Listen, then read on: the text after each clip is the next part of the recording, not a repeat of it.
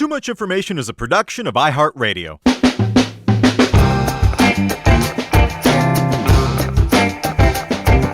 Hello, everyone, and welcome to Too Much Information, the show that brings you the little-known facts and secret histories behind your favorite movies, music, TV shows, and more. We are your backdoor men of banality, your leather-clad lizard kings of kinda cool stories, your Oedipus Rexes of rock. My name is Jordan Runtagh. And I'm Alex Heigl. And today, we are talking about The Doors, specifically their self-titled first album, which is one of the all-time great debuts in rock history. Oh, yeah.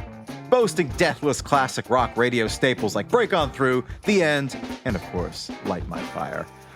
No real reason to talk about this album today. I just love it. And one of the things that I love about it is how truly weird it is. I wrote an article about it for Rolling Stone for its 50th anniversary a few years ago, and this line from my intro kind of sums it up for me.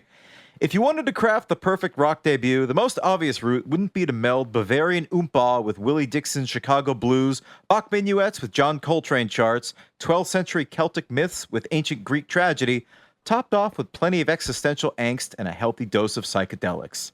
That's about right. It was lightning in a bottle, baby. You know? Yes, it was.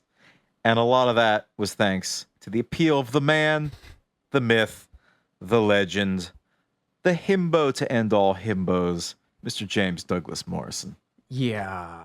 I feel like you're trying to bait me. I mean, a bit.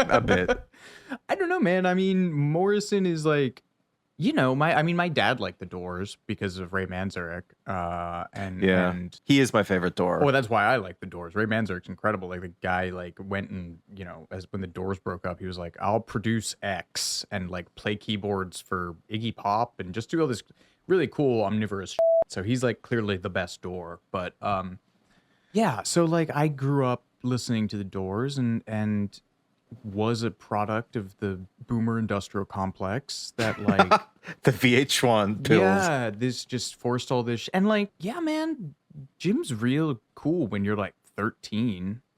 Yeah. He's like Charles Bukowski. You know, he's exactly Hunter like S. Thompson. Yeah, just one of those guys that like if you don't escape containment, you become such a piece of shit. Like, you become such a toxic loser if you, like, don't hit that point where you're like, looking back on it, I was incorrect. This man is adult. But, like, people don't. There's still people out there who are like, oh, once-in-a-lifetime shaman, like, peace and love, man, spreading enlightenment. And it's like, was he, though? Like, really, honestly, was he? I don't know. And it's like, it's one of those things where it's like, well, we're separating the art from the artist. Because we knew he was a drunken buffoon, but like he has a tremendous voice and like really one of the coolest iconographies and stage presences for, you know, about 3 years before he got fat and started whipping it out. But yeah, man, I mean, it's like, you know, you don't want to lionize the guy, or you don't want to pillory the guy for having like 1,000 useless bastard sons that followed in his footsteps. But at the same time, I think you can be mad at the mold maker for what is made out of their mold. Like, if he, and you know, are all the people that enabled him. And at the end of the day, he was just like a super handsome guy with a pretty great voice and like great stage presence. And what about the poetry? Yeah, well, absolute dog. But like, I was gonna say a penchant for self-mythologizing, and like that converged in such a spectacular way in him, and also just in the '60s. Like, again, I don't think you have. I mean, the guys who came after him, like Ian Astbury for The Cult, like any goth singer who started singing down in that register and like croon yelling, were like all guys who, when people saw them, they were like, they're doing Jim Morrison, you know? So it's hard to say whether he would have had success in a different era or in a different setting, because he does not exist in the context of all which came before him. He exists in the internal presence of those stupid black and white photos, pouting sensually at the camera, and like yelling his way through this debut record that slaps. And if you're one of those people who are compelled to read about the artist or find out more about the artist, it's dismal. Because he's like kind of a guy who peaked. He's like the guy who peaked in high school, man. Oh wow! Except his high school. Wow. Except his high school was like 1967 to like mid 1969. You know? And then everything else was just like, well, I'm fat and sad now, and then I'll die in the bath. Like, you know.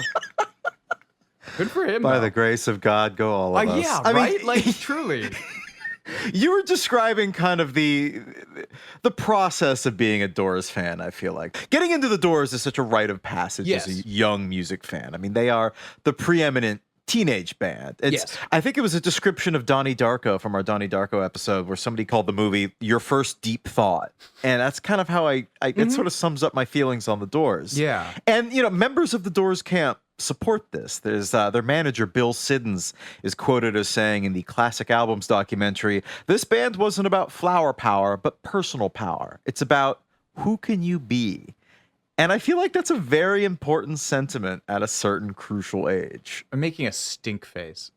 Yeah, yes, you are. This yes. is always so much of this is just drenched in that 60s shit I hate, dude. Like, I'm sorry, One of the guys I like most about researching this is Paul Rothschild, the producer for their records, because he was absolutely not buying into Morrison's bullshit. And he has my favorite take on Morrison, and that this is a guy who spent hours putting up with Morrison's shit. When he was sober, he was the nicest, brightest, most articulate human being I knew. He was well-read, perceptive, sensitive. Give him 3 drinks and he was a monster. It was like Jekyll and Hyde. He was the worst. 90% of the time, when he was drunk, he was impossible to deal with. The other 10%, he transcended himself and was brilliant. And that's kind of like, people talk about him in this like Dionysian archetype of like, this guy who like the path was William Blake, the path to knowledge is paved with the excess leads to the palace of wisdom. Yeah, whatever that fucking horseshit is that people use as an excuse to drink like blats and say slurs. Like, I'm sorry, alcohol is not a transcendent drug. It is an isolating and 3 beers and Thin Lizzy with the boys is a transcendent alcohol experience. But like pounding your way through Wild Turkey and like Schlitz while expounding on being a lizard, that's fucking stupid. Like Jim Morrison was a beer guy trapped in an LSD world. He's like Bob. He's basically Bob Seger. Like, if you strip away all the mythologizing, you have a guy who is like a great blues shouter whose delusions of everything else were just like completely fed into by the circumstances of the times and his handsomeness. Well, all right. Well, I'll take it more personal. I mean, I was a kid who got very into the Doors as like a tween and, bought all the memoirs from the respective members. Did your mojo rise? Watched all the documentaries and the Oliver Stone movie, learned to play their songs on guitar from tab sites, and poured all over the poetry, which at the time, as like a 12-year-old, I thought was deep and cool and moody in a mysterious way. Yep. And then I had that moment in adulthood when I thought, well, wait, is this embarrassing? And I remember this moment actually first occurred to me at my first job at VH1, because there was an opportunity to interview John Densmore, the drummer, and nobody else wanted to do it but me. And I was so excited. I mean, I kind of like had checked out of the Doors since college and late high school. Finding out about other things that were smart. Well, yeah, but still, like, they meant a lot to me. Yeah. And then, like, while prepping for this interview, all of my Gen X coworkers were making fun of me, and it kind of slowly started to dawn on me as I was revisiting the Doors. Are the Doors lame? Is Jim Morrison pretentious and awful? Yes. And the answer is sure, but the songs rip. They do. And that is the journey. That's the journey. But that's my thing, though. That's not him. Oh, no, but it's partially him. That roar? Yes. Come on. Again, he has a great voice, but like, yes, that's him. Everything that's interesting and has held up about the Doors is not Jim. All of those influences you just mentioned as like pitching that were not him.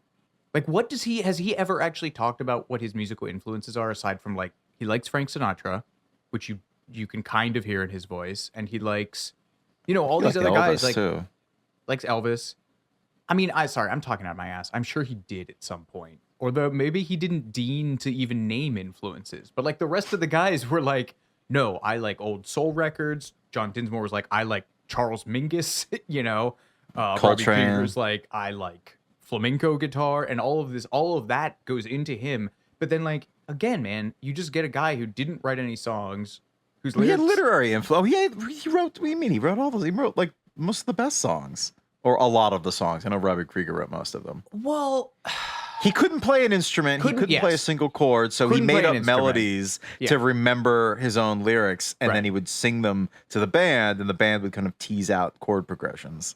Again, I mean, dude, it goes back to like, do you believe in songwriting by committee, or do you believe it as like an auteur theory? Yeah. Right? Like, I personally, I think unless you're there and a fly on the wall, like watching these songwriting sessions, I do not credit Jim Morrison as being like responsible for a lion's share of this music.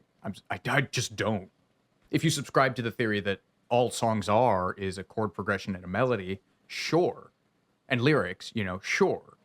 But like, it just grates on me that the cover of this album is his huge, stupid, moody face, and then like the guys actually sweating it out behind him as like tiny figures in the back. I'm just one of the out of focus guys. Yeah. It's a very that said, handsome the Doors face, though. movie was like, when we got like free Showtime for signing up for internet, like my sophomore year of college, it was just like playing. It would play like once a day, and so it just became a ritual to just kind of like flick on Showtime and see if the Doors was playing, so you can laugh at Val Kilmer. I'm tacking on. I'm becoming a large mammal. Mammal, yes. Patting his gut. I just want to sing the blues, man. Get fat, do nothing, go nowhere, just be. That waistline, Jimbo, you ain't got much choice. What is wrong with being a large mammal? A big beast, like a tank, feel A great. king crawling flab. That movie, I think, did a grave disservice to Jim Morrison. Did it though? Or did it just show the Emperor had no clothes? Like, look, I want to go on record as saying I like the Doors. I like their recorded output. Jim Morrison has like one of the foundational voices in rock. Their songs slap. They are recorded well. Ray Manzarek is like just an innovator for the whole playing keyboard bass thing and beyond. And like the other guys are tremendous musicians. But when you have the dominant personality in your band as such a self-important boob, that's what I'm gonna focus on. I think for me, it was just so shocking because it was like suddenly hearing that like Jimi Hendrix was lame or something. Like it was something that just was so shocking to me as an adult to be like, oh my God. Well, I have news about Jimi Hendrix's lyrics too. Well, they are dumb. They're about turning into mermen. Although that song whips. You know, that song is so funny because like it's so meandering and boring. There's like 3 parts when you're like, oh, this is about to kick the in, like classic Hendrix stuff. And then it just goes back to being meandering and boring. That's 1983. A Merman I Should Turn to Be. I think some ellipses in there, if anyone's keeping track at home.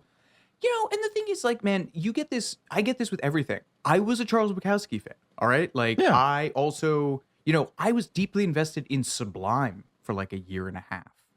Interesting. Well, you did have dreads as a kid. Yes. That didn't have anything to do with it, though. I think I just thought they were genuinely dangerous and like had like a Tears of the Clown aspect where I could listen to like bad Fish and be like, wow, he was sad, but also he could party, you know? And then I was like, no, this is frat boy. And some people are still super into Sublime, and that's fine and well and good. Everyone's experience of transcending their teen stupidity is different, and that's fine, and we can celebrate that.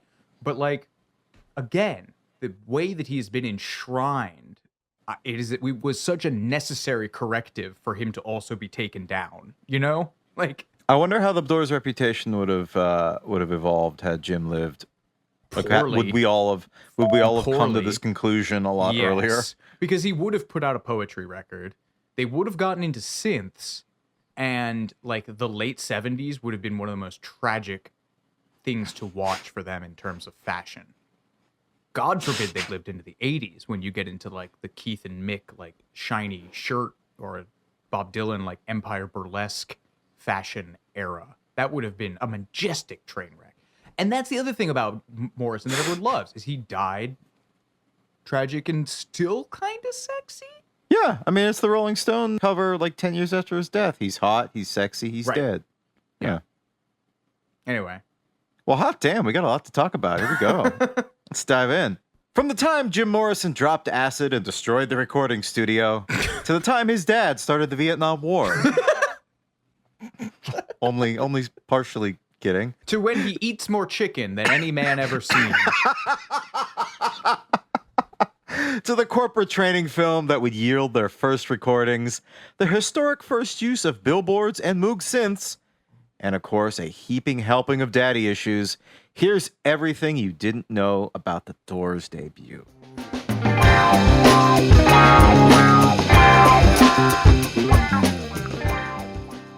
You should just punch it. Why is there no Jim Morrison soundboard? I know, yeah.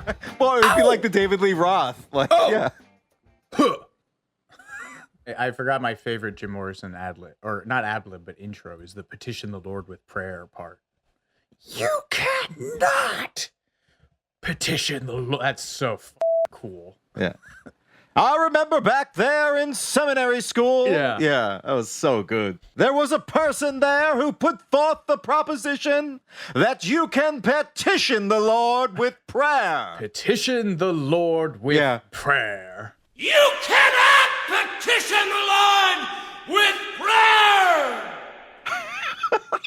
What is that from? I mean, I know the song it's from, but like, what is that? I'm trying to figure it out, man. I mean, my bet is that it was something that like he heard on like AM radio. Like going through the South and some like religious station. Yeah. Because you do hear that shit. Yeah, oh yeah. According to the well-worn myth of the Doors, the band formed on Venice Beach in the summer of 1965 when Ray Manzarek bumped into his former UCLA film school classmate Jim Morrison, sitting on the sand and staring moodily out at the Pacific just a few months after graduation. It's a great image, but that's not an accurate summation of their musical beginnings. Throughout college, Ray Manzarek fronted Rick and the Ravens, a Santa Monica bar band specializing in surf and blues. Assuming the persona of Screaming Ray Daniels, the bearded blues shouter, that should have gone back to the drawing board, Ray and two of his brothers spent early 1965 playing regular weekend gigs at the Turkey Joint West, a dive for, quote, swinging young people, located just blocks from the beach. As Ray would later recall, we didn't know what we were doing. We were just having fun. It's like us. They were often visited by Ray's UCLA film school classmates, including the young Jim Morrison, who had actually featured in one of Ray's student films, which is sweet. There's actually early footage of them from like 1964, a full year, 2 years before they'd even conceived of the Doors. Jim, unfortunately, when he'd go visit Ray's band at the Turkey Joint West, he was already displaying a penchant for booze.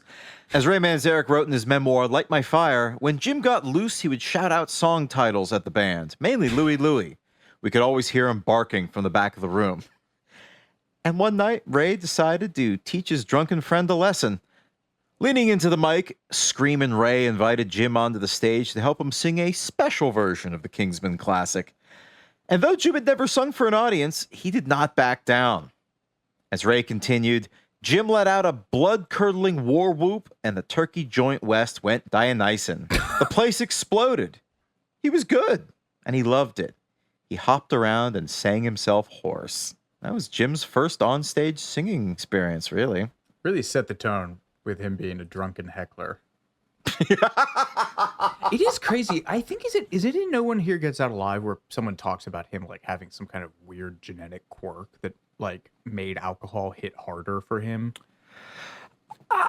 Somebody, I remember reading that or hearing that in interviews that they would describe it as like an allergy, and I don't know if that was just a way of phrasing alcoholism in a unique way or what. But but no, people. I mean, I've heard that like 3-drink thing from a few different people where they were like, he was not like a put away heroic. I mean, he could put away heroic amounts, but it did not take a heroic amount for him to get drunk. Yeah. Anyway. Or to just become a different person. Wasn't Yeah. he? I mean, I guess we're splitting hairs here, but I mean, that was more what it came down to. Jim, like I said at the top, man, the ultimate 60s himbo. I'm hard-pressed to find another. Is there another? That's a genuine question. A more handsome counterculture icon. I mean, what would you think about Mick Jagger? I think Mick Jagger is too... his sexuality and presentation is too androgynous. True. Okay, that's a good. I'll accept that. Yeah. Yeah, I got no one. Yeah. So Tweet at us Yeah. at Ultimate 60s Himbo. Yeah. So like the 60s himbo nonpareil. One of the funniest things, and I think again it's no one here gets out alive, is Manzarek talking about how into weightlifting they were together. Oh yeah, they were just like, well, because Ray Manzarek's wife or girlfriend like actually had a job, and then they would just spend the day on Venice Beach like doing the monkey bars endlessly. Yeah. While like she went off to be like a computer programmer or something to actually like get money for food. Yeah. Yeah. God. How many 60s bands were like born upon the backs of women? Hardworking women, yeah. Like all of them, probably. Many of them. Yeah. So you have a favorite Morrison line reading that I believe you'd like to share with us. Yeah, no, I'll defend them to the death purely for the reading of his line. You men eat your dinner, you eat your pork and beans. I eat more chicken any man ever seen, from Backdoor Man. That's a slight... You're forgetting he says, I eats. Oh, excuse me. Yes, You're right. You're which right. is what edges it into buffoon territory. Oh, I think it whips. I think that song, it's one of my favorite songs on the album, Backdoor Man. It's savage. Yeah. But it's the fact that he's doing a black voice. One of the more, of all the endlessly entertaining Morrison anecdotes out there, one of the most illustrative, I think, is his own recollection of what he described himself as the most formative memory of his life. And in his telling, a toddler-aged Morrison and his family drove past a grisly car accident involving some Native American people. Jim fixated this and referenced it in multiple songs and spoken word poetries. He's described it as seeing Indians scattered all over the highway, bleeding to death, and posited that maybe one or two of those Native American souls took up residence in his body, which is just a hilarious turn of phrase. Like, maybe one, maybe two? I have no way of knowing how many Native American souls are in me. Some could have snuck in. Yeah. 1.5, possibly? Maybe one in a toddler? There's really no way to tell. No. So, but like his family is like, yeah, I don't know. That didn't really happen that way. Like, I think his dad was like, Jim really fixated it on it. But I don't recall it being like a horrifying accident. And same with his sister. The bare bones facts of his childhood is that he was a military brat. He bounced around all over the place. Per no one here gets out alive, he was like a bright kid. Supposedly he had an IQ of 149. IQ measurements are a specious science, but per my Googling, that puts him in range of such luminaries as Matt Damon and James Woods. So IQ tests basically like the lie detectors of intelligence measurement. Yeah. And again, like, having read stuff doesn't imply comprehension. That you understand it. Yes. Like, when everyone talks about him, like, being obsessed with Antonin Artaud's, like, Theater of Cruelty, it's just funny that he, like, read these groundbreaking works of French surrealism and was like, get drunk and whip your dick out. Wasn't that from Fish Called Wanda, where Jamie Lee Curtis is saying to Kevin Kline's character, like, a gorilla can read Sartre, doesn't mean he understands it. Yeah, Morrison was the proverbial gorilla in that. No, I mean, there was apparently evidence of the men he would become as early as his teen years. At one point, he was riding the bus and reduced an older woman sitting next to him to tears by repeatedly demanding, "What do you think of elephants?" So that's cool that he did that to an old lady on public transportation.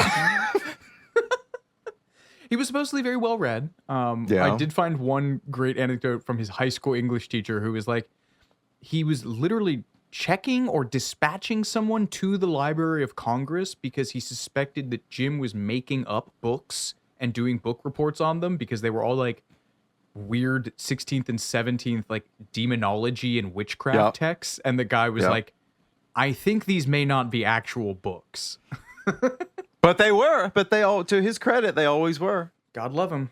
I interviewed Jim's sister Anne a few years ago when they were putting out a compilation book of some of Jim's early writings and notebooks, and she told me some really funny stories. I guess once their mother gave Jim some money to buy a new shirt, and Jim went to Goodwill and bought the cheapest one he could find and spent the rest on books, which honestly was a move I probably would have done as a tween or teen or now.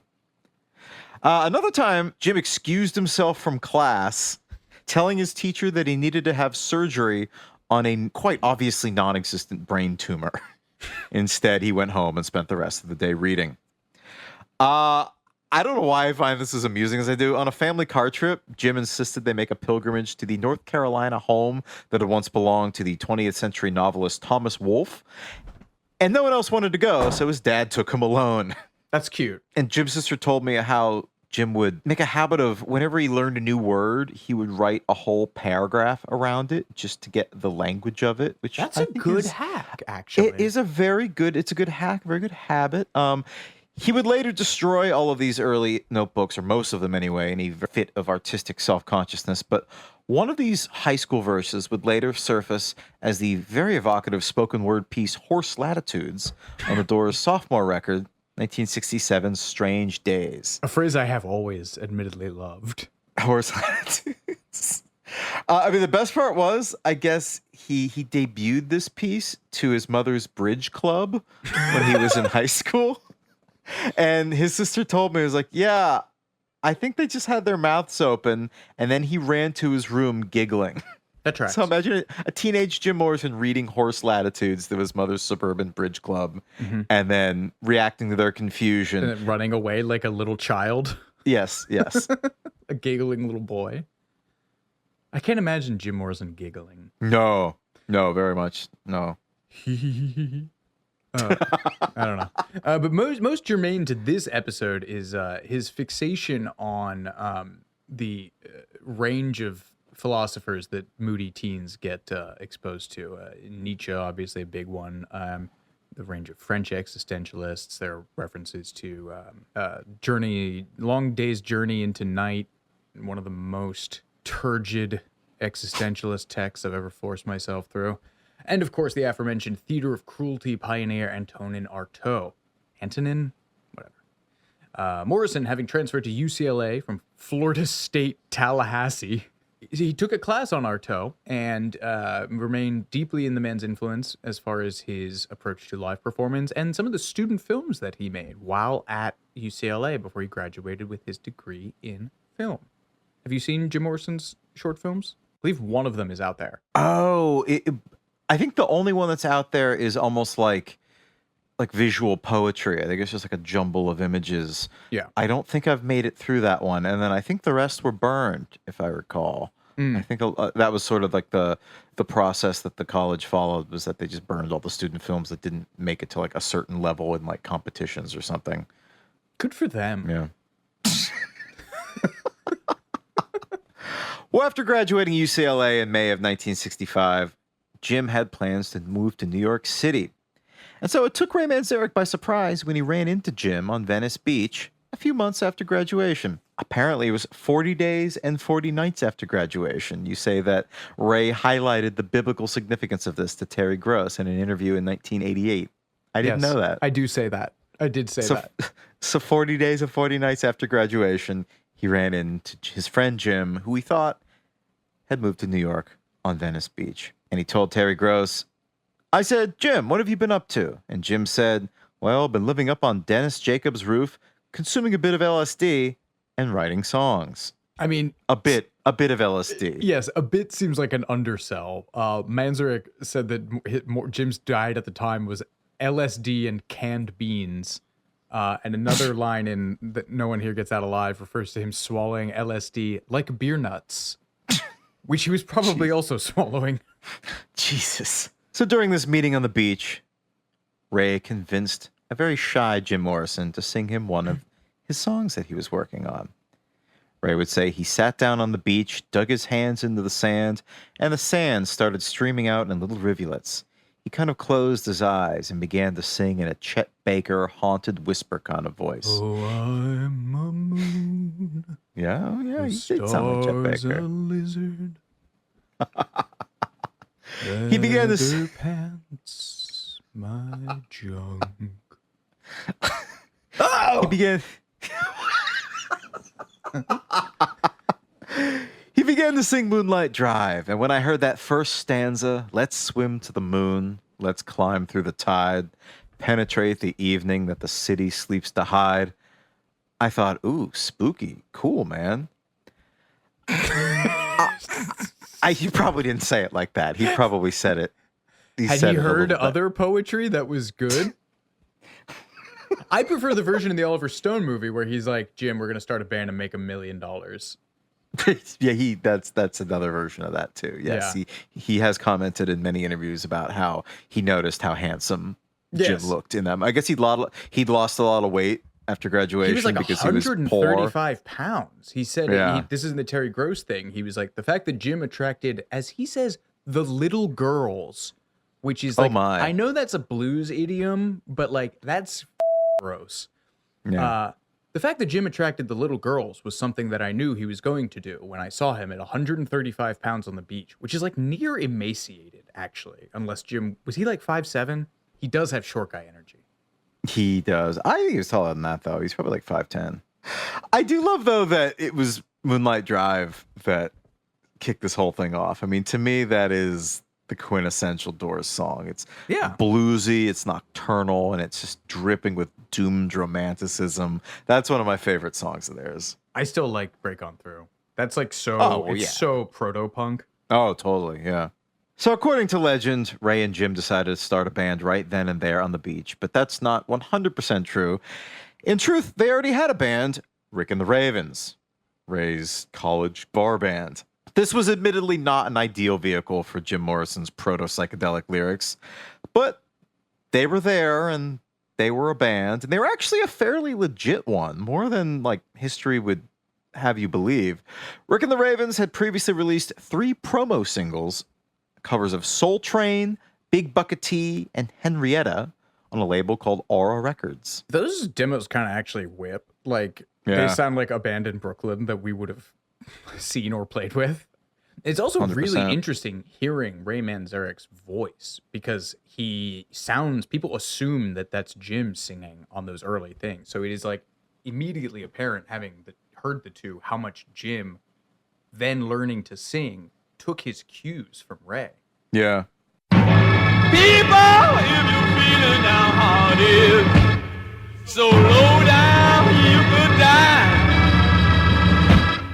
Well, come along with Ray now, people. I'm gonna take you on a little ride. And now come on, everybody, let's take a little trip. Well, let's take you to the place where the people are here. Unfortunately, it didn't help. Yeah, no. These singles tanked. And by the late summer of 1965, Rick and the Ravens were, in Ray's estimation, going nowhere. Nothing was happening. No record sales, no gigs. Descent descended on the Ravens. Tremendous sentence. The rhythm section had departed, and the remaining members were not especially receptive to Jim's mysterious poetry, which they viewed as the height of pretension. Jim, what the is a horse latitude? All right, we're out of here. Ray was depressed, and he did what a lot of depressed people do when they run out of options. He enrolled in a transcendental meditation class. Another key point of this story that I love. Yes, but this was 2 years before the Beatles. He was an early adopter of transcendental meditation, which I think is cool. Instead of finding enlightenment, Ray crossed paths with a drummer named John Densmore, who was welcomed into the evolving lineup of Rick and the Ravens. And Densmore, I love this. He would remember Ray from class before Ray introduced himself as being like kind of a heckler. Ray would angrily raise his hand and complain, "No bliss, no bliss," because the meditation wasn't working for him yet, and just screaming like he'd been ripped off. Trying to get his money back? Yeah. I love that. I love that so much. This is why he's the best store. With a new drummer and Jim's songs, this rapidly evolving version of Rick and the Ravens recorded a demo disc consisting of 6 original tracks: Moonlight Drive, My Eyes Have Seen You, Summer's Almost Gone, Hello, I Love You, Go Insane, and End of the Night. And these demos, they're interesting. They sound almost timid compared to what was to come in the whole, bombastic sound that we associate with the Doors.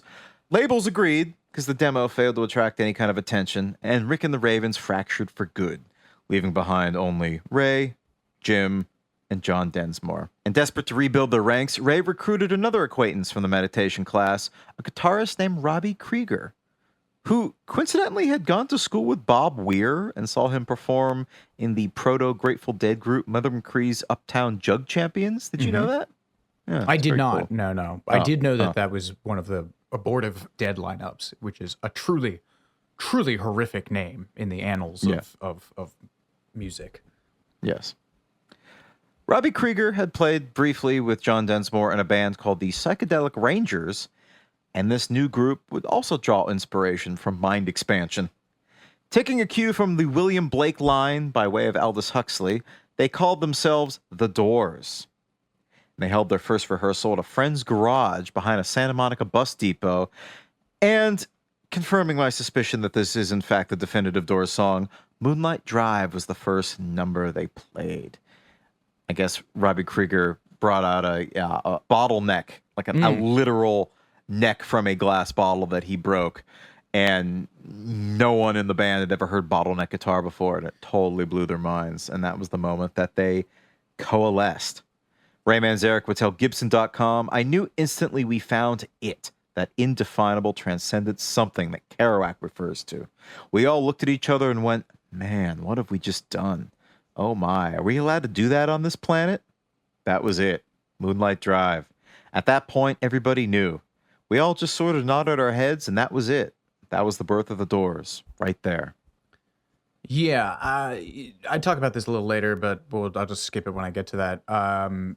Robbie Krieger, by his own admission, was not like a particularly agile slide player, and this is tough in the era of, Duane Allman. But I find his use of slide really interesting. In Moonlight Mile, it sounds like a theremin. Because as anyone who picks up a guitar slide, before they discover that it is like a deeply unnatural way to play an instrument and is like so Extremely. ungodly frustrating, the coolest thing you can do with it is just go whoop, woo. But he does it in another tune. He does it in End of the Night. He does it. What's really interesting about it is that he does what you're actually not supposed to do when you play slide, which is like waver around. Like because a slide is straight, you have to keep it straight and position it straight on the neck to have it in tune. And what he does is sort of hit those chords and tilt it a little bit in either direction, which is kind of like a pedal steel thing. And it gets this wavering, sort of ambiguously pitched effect that almost sounds like a Hawaiian steel guitar. It's just really refreshing to see some guy from this era who's not like trying to be Elmore James or whomstever.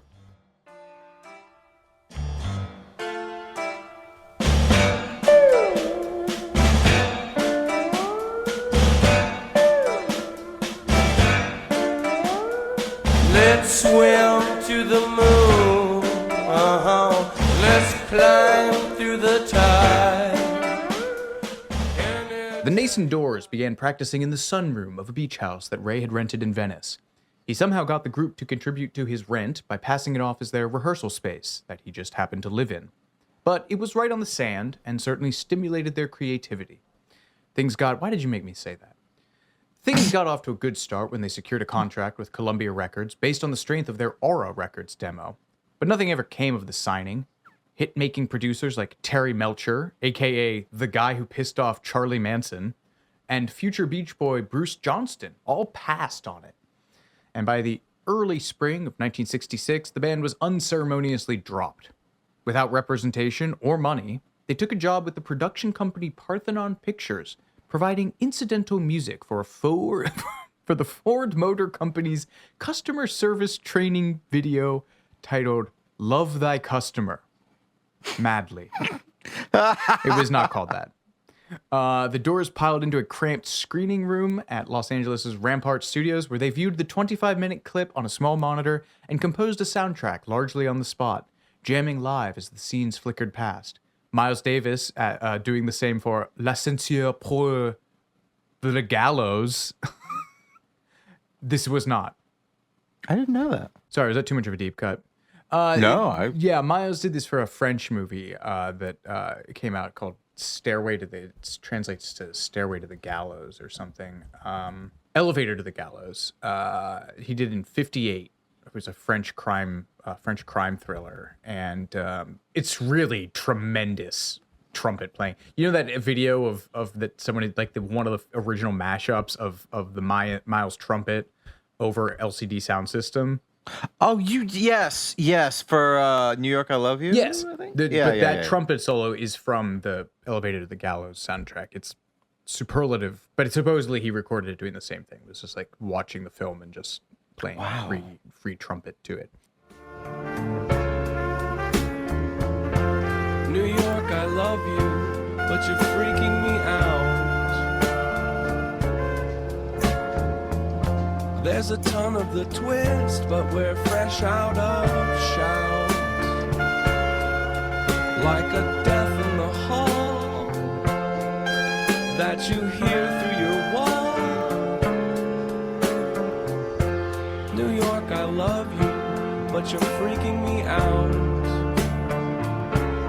Anyway, that was not relevant. I apologize. Fragments of what would later become I Looked at You, Build Me a Woman, and The Soft Parade can be heard in the finished product. And for this, they earned the princely sum of $200. Believed to be lost for decades, Love Thy Customer was discovered in the UCLA film vaults in 2002 and released on the 2014 Doors Rarities DVD R-Evolution? Revolution. That's fucking stupid. However, the original soundtrack session tapes have yet to be located. Bummer. Our evolution. God. Is that Dinsmore or like making those calls or? It almost seems like a Ray, but he died before the DVD came out, so. Oy. Well, aside from this $200 windfall, the group survived in large part thanks to their residency at the London Fog, a decidedly down at the heels dive on the Sunset Strip. They played there nightly between 9 p.m. and 2 a.m. from February to May 1966, sharing a bill with Rhonda Lane, the go-go dancer, or the exotic dancer. I've seen both. She would sometimes complain about the music she was expected to go-go to, which is hilarious. Rather churlish. Well, imagine trying to go-go to, like, The End. I could do it. There's a skill issue. It's like the Stewie's sexy party music, and then it's like all of a sudden it's The End. Yeah. As Robbie Krieger told me in 2016, by this time we'd gone through about 20 or 30 different clubs and been rejected. We learned the ropes and we said, listen, man, we can fill this place up. And we did. The first night we got all our friends to come from UCLA, and it was packed.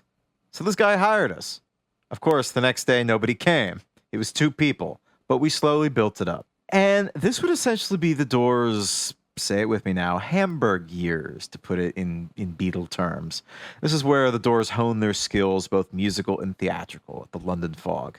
The experience gave the fundamentally very shy and reticent Jim Morrison confidence to perform. For the first few weeks, he would actually sing with his back to the audience, facing the band. They performed like they were in like a little circle, like in the rehearsal room. An often absent crowd gave them the freedom to experiment, emboldening them to introduce daring original compositions alongside covers of early rock and R&B standards by people like Chuck Berry, Muddy Waters, and Big Joe Williams. Unlike their bar band contemporaries, however, the Doors brought jazz sensibilities to their set, exploding each song and exploring every individual section with lengthy instrumental solos and improvisational lyrical passages. And that's where you get stuff like The End and Light My Fire, both of which clocked in at over 7 minutes. Later that summer, the Doors would graduate from the London Fog to the much more famous Whiskey A Go-Go, which is located just a few doors down, but light years away socially and culturally. And the Whiskey's where the Doors' reputation began to take off in a big way, and they earned serious recognition from their industry peers. My favorite story from this period is when Van Morrison and them did a residency at the Whiskey, and the Doors were their support act. And on their last night in town, the two Morrisons shared the stage and did a 20-minute version of Gloria, which the Doors would later cover on record, and it's great. They also decided that they were related, if I'm remembering correctly, and proceeded to get just like house together. But Probably. people were talking about how Jim got a lot of his stage moves actually from Van Morrison, which makes sense. But the funniest thing that I read in that quote, which I don't have at hand, was like Jim absorbed much of Van's stage presence, the theatricality, the height, and an aura of surly menace. I was like, imagine finding all 5'4" of little elfin Van Morrison menacing. Doing the kick from the last waltz. Yeah.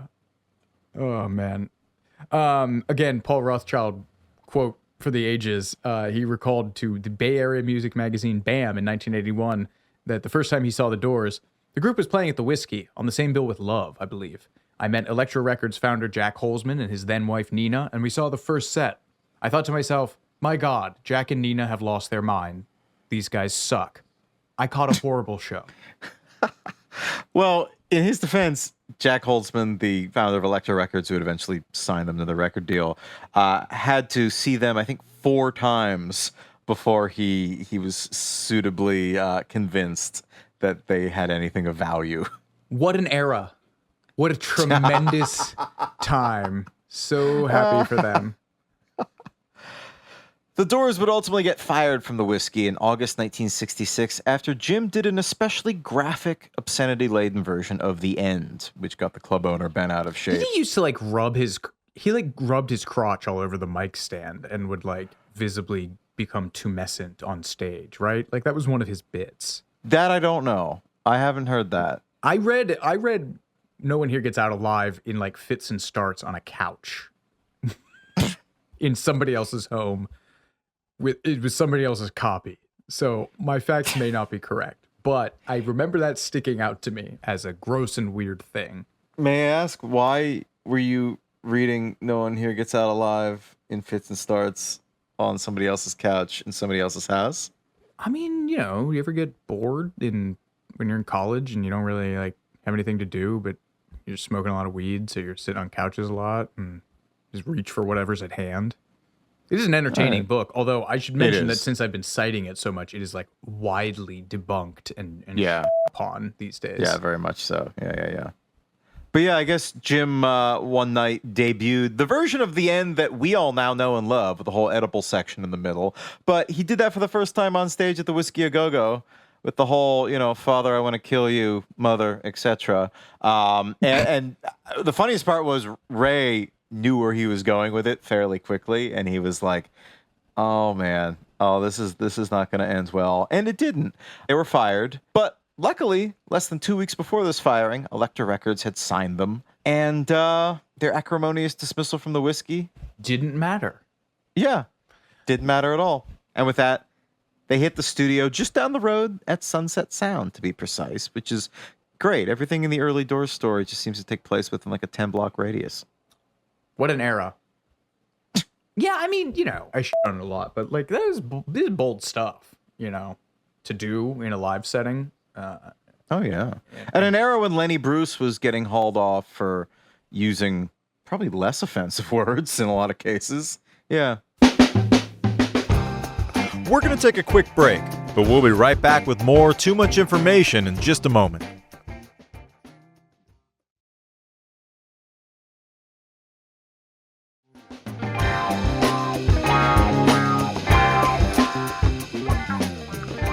So let's kick off the recording section with a bit of studio session nerdery.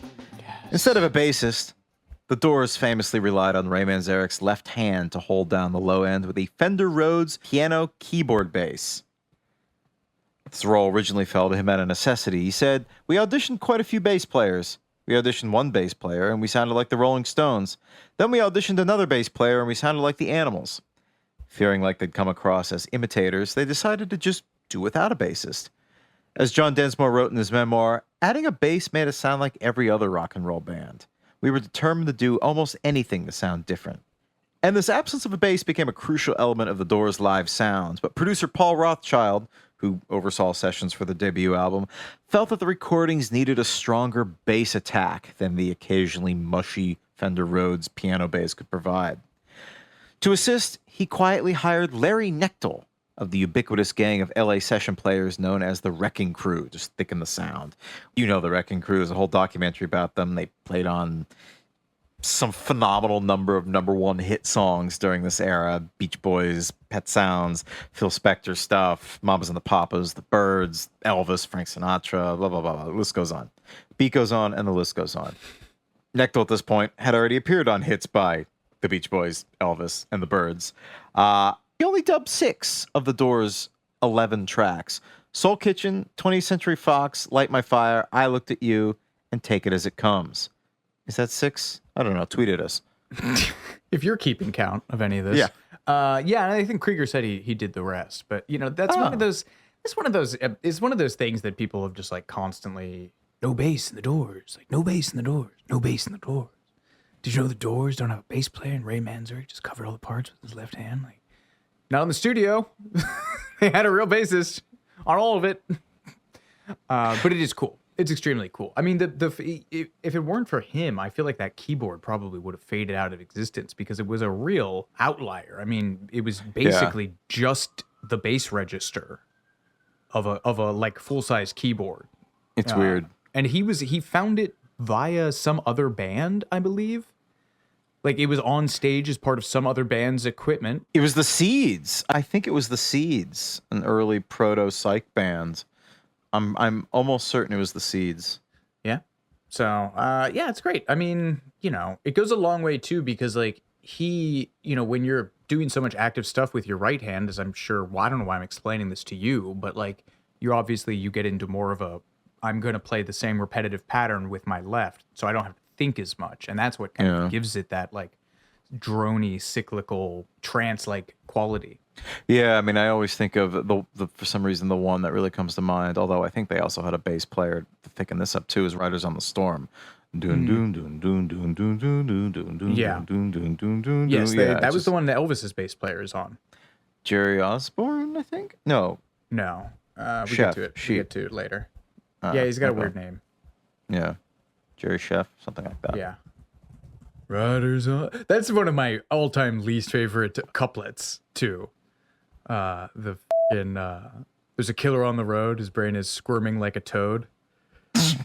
Okay, man. Whose lows were lower, Lou Reed's or Jim Morrison? Lose. Absolutely. All right. I'm sorry. Okay. Although men of equal self-regard, I would say. You know what? I'm gonna say Lou is worse because Jim never, for all of his poetic, was never like, I studied with Delmore Schwartz, like one of the greatest unknown literary blah blah blah blah. He wasn't up his own as much. He didn't have the highfalutin pretensions that Lou did, having studied with Delmore Schwartz at Syracuse University. Like, that was something to be proud of. At least Jim was just like off the dome, like Toad, Road, Strode, Mode. You know, it, we're done. I'm not doing another take. And then, whereas Lou was like, oh yeah, well this belongs in the proud lineage of pre-beat literary icon Delmore Schwartz, a guy who no one would ever know about if it weren't for me saying his name in the third sentence in all the interviews. Delmore Schwartz out here catching strays in this podcast about the Doors. Sorry, the estate of Delmore Schwartz. So the session bass player Larry Knechtel is not credited, or was not credited at the time at least, for his work on the Doors' debut. And it was actually many years before the extent of his contributions was known. And some have criticized the Doors over the years for seemingly airbrushing this guy out of the band's story. But John Densmore clarified this in a 2015 Facebook post. He said, Larry Knechtel wasn't credited because he duplicated Ray's left-hand bass lines exactly. He didn't record with us on the tracks. He overdubbed later. This was a time before Moog synthesizers, and Paul Rothchild, the producer, felt correctly that Ray's lines needed some more sonic punch from a string plucked in addition to a keyboard. And there's the Classic Albums documentary where they're kind of going track by track, and they play Ray's keyboard bass part and the actual bass part individually, and they're identical. And then they play them both together at the same time, and you can't tell them apart. So yeah, it really does seem and also like more of a maintenance thing. Dude, they didn't credit session players on like any of this No, stuff. I mean, that's the whole thing no. about the Motown band, is that everyone flipped over the Motown band and they were never listed. Yeah, I mean, I think it comes down to the attack of the keyboard, because Rhodes, they work because the hammers, rather than hitting strings, hit metallic tines. And the signals from that are picked up from like a pickup, basically. But because of that, their attack can get a little indistinct. I mean, you don't really think of Rhodes as being a particularly like punchy percussive instrument. But yeah, I mean, you can hear the blend, I guess, better if you're invested in Doors live bootlegs, which I'm sure there are people out there who are. Huh. He said politely. I love this, though. Apparently, Ray Manzarek's keyboard bass was paid for by guitarist Robbie Krieger's dad, who kind of had a lot of money. And he said he would only do it if the band promised to pay him back, and he drew up this whole legal document. But, of course, he didn't care. And Robbie's dad was, like, the cutest Doors fan. Like, he said he used to love picking up hitchhikers just to be able to, like, brag to them that he was Robbie Krieger's dad. It's just, like, the sweetest thing. And then he murdered them. Yeah. Robbie Krieger's dad was the Zodiac Killer. Yeah. But one of the things I love about Ray Manzarek is that despite having this live setup, the whole range of his influences on keyboard show up. I mean, they have tack piano on stuff, alongside the Rhodes, alongside the Vox organ. I just love his work in the studio, man. And this is also a guy who was like produced X, the pioneering LA punk band X. Like, he was really a consummate investigator of sounds and music in a way that not a lot of guys of his stature would be. Alabama Song also features a marxophone, which is a kind of zither that I didn't know existed, but he also played that, which is cool.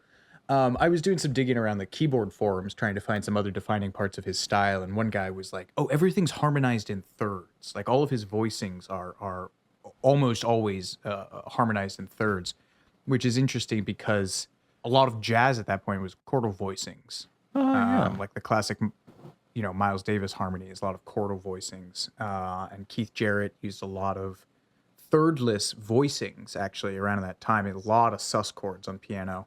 So it's interesting that it would have sounded different from a lot of the prevailing influences that Manzarek was probably picking up on.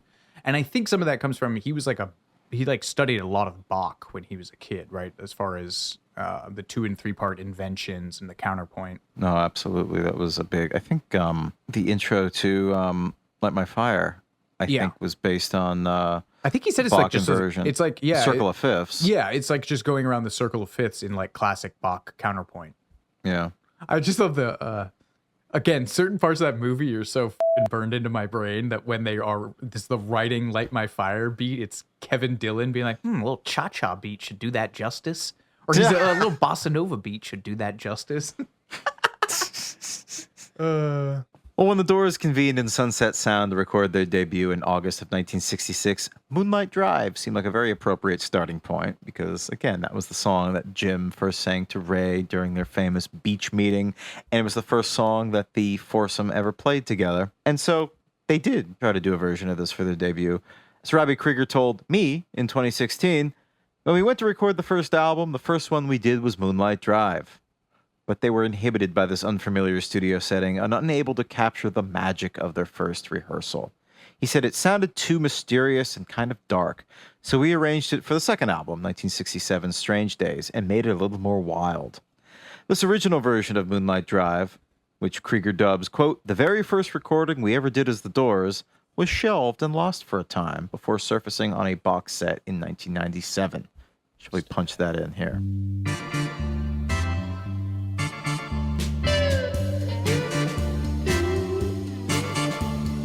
Let's swim to the moon.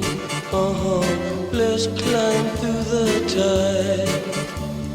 Penetrate the evening that the city sleeps too high. The second song they worked on, I think that same day, the first day of the sessions, was Indian Summer, which also failed to make the cut. I don't really know that one. It wasn't that we thought they weren't good enough for the first album, but we had to pick and choose, Robbie said. A lot of good ones didn't make it. A re-recorded version would be included on 1970's Morrison Hotel. I answered my own question there.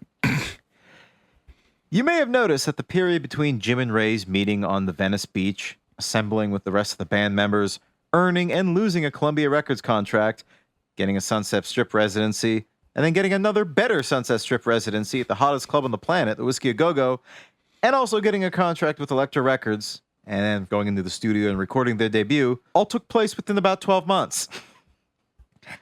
What an That's era. weird. Yeah, that's very weird. Oh, do we get into the Laurel Canyon thing now? Oh, take us there. Well, that timeline, this compressed chronology is very funny because, one of this text that we constantly referred to on this show, Weird Echoes in the Canyon by David McGowan, puts Jim Morrison as one of these alleged military industrial plants who destabilized. The whole thrust of the book, if you haven't already heard us talk about it 6 to 7 times, is that much of the hippie movement in what would come to be defined as the hippie movement was spurred on by a startlingly concentrated amount of the sons and daughters of the American military industrial complex congregating in LA, and what McGowan presupposes is that this was a deliberate move to start focusing on all these vacuous, idiotic hippie platitudes to defang the very legitimate labor and anti-war movements that the government was concerned about at the time. And he takes Jim Morrison in his sights, which is hilarious because he's like, strange how a film student who didn't play an instrument suddenly showed up with, like, I don't know, 36 songs ready, and then all of those, a huge chunk of those songs became hits, and then he became this mystical figurehead of the counterculture movement who was resolutely apolitical. Isn't that weird, maybe? Was he apolitical? I mean, he had The Unknown Soldier and 5 to 1, and... I guess that's true. I guess I don't really think Jim Morrison was out there making, like, statements about socialism. He was trying to piss off his dad, who was an admiral in the Navy, as we'll talk about. Yes. Yeah. But, I mean, it is funny. A film student coming out here with, 4 or 5 dozens of some of the most iconic movements and landing a major record label contract and international stardom within 12 months of trying. So this streak of good luck would continue to follow the Doors when Robbie Krieger, the guitarist, sat down to write his very first song ever. Yeah. And came up with Light My Fire, which would become the #1 song during the Summer of Love. Also, he'd only been playing electric guitar for like a year before that at that point. Yeah, and like mostly flamenco. Yeah. Adjust goggles. That's why Yes. he's a mostly fingerstyle player. It's true. It's very true. He told me in 2021, before that, I was really a music snob. Oh, those rock guys, they're boring. Folk music's the thing, and flamenco and fancy stuff like that. At the time, there was just early Beach Boys and Jan and Dean. They had some cool stuff, but to me it was corny. Until Bob Dylan started doing electric music in 1965, I had no thoughts of doing that. Then one day I saw Chuck Berry play. The only reason I went to see him play was that it was billed as a blues festival. They had Big Mama Thornton and the Chambers Brothers on that bill. Then here comes Chuck Berry, and he just blew everybody away. He had Johnny Johnson on piano, he was duck walking and all that. So the very next day, I went out and got an electric guitar. I wanted one like his. He had a red Gibson ES-335, but I couldn't afford that. So I went into the store and said, give me a red guitar. That was an SG Special, Gibson SG Special. It sounded pretty good for $180. I used it on the 2 first Doors albums, and then it got stolen. What's $180 in 66 money today? It's probably like about $1,500, $1,800. Oh, okay. Those are still what they kind of... new SGs are probably up into the $2-3 grand range, but yeah. Now tell us about the SG. Oh, yeah. Well, so he's interesting because he plays a model of SG that has P90s, which are single coil pickups, which are usually a sound that is more associated with the Strat or Telecaster. A lot of people think of the Gibson Les Paul dual humbucker model, which is like the big meat and potatoes, like rock tone. But Pete Townsend was another guy who played an SG with P90s. It gives it a little bit more of an airier, kind of more biting tone than some of the darker humbucker sounds. And, you know, Krieger's OG Doors guitar was stolen and has literally never been recovered. As of January 2024, he was still broadcasting pleas to people to check the serial numbers on their vintage Gibsons to make sure they hadn't bought his stolen guitar, which is so sad.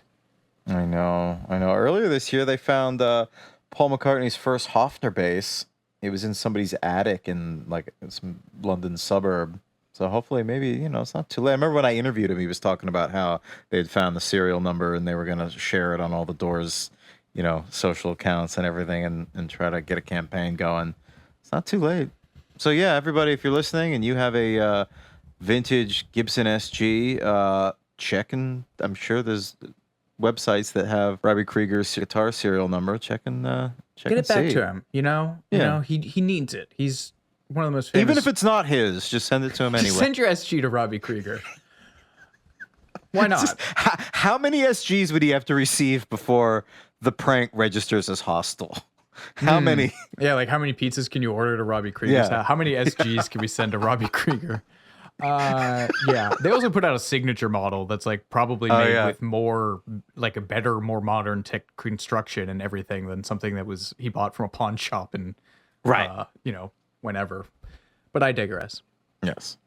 So initially, Jim Morrison was the one who wrote all the songs, but very briefly into their tenure as a club band, they realized that they had a very short set list that they needed to bulk up.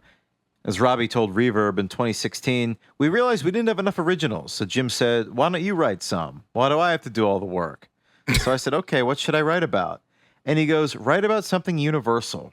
Write about something that will last, not just about today.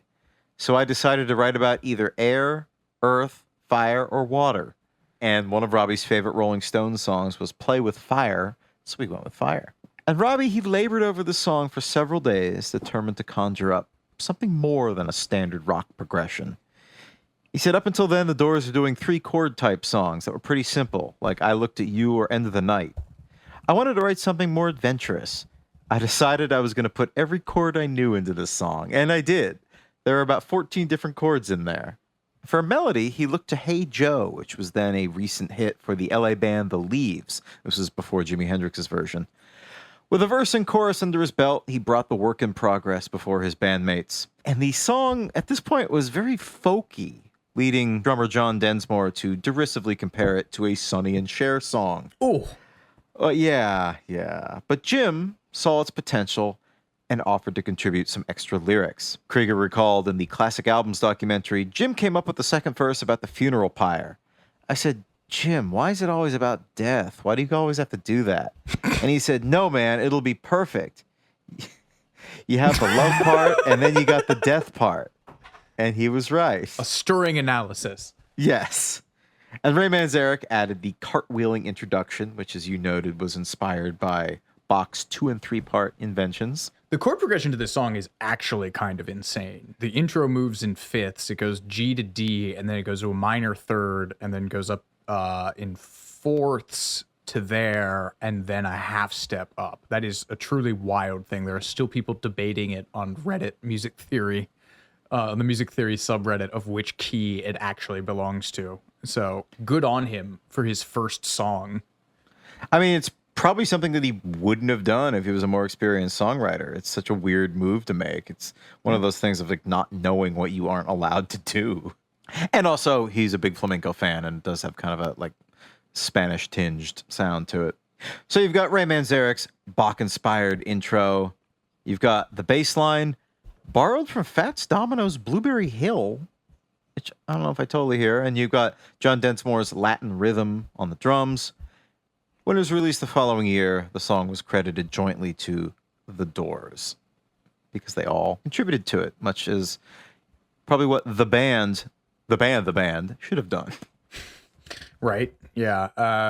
It's a smart move. I mean, that was Morrison's idea, right? It was Jim's idea. I guess when I interviewed Robbie, he reiterated just how much Jim was into preserving the democracy of the band, which is something to be said for him. Apparently, there was some theater who billed them as Jim Morrison and the Doors on the marquee, and Jim, upon arrival, demanded that they go up there and change it. And I think the only reason that they changed the way they credited songs from, the Doors to individual songwriters, I think it was on the Soft Parade, which was their fourth album, I believe.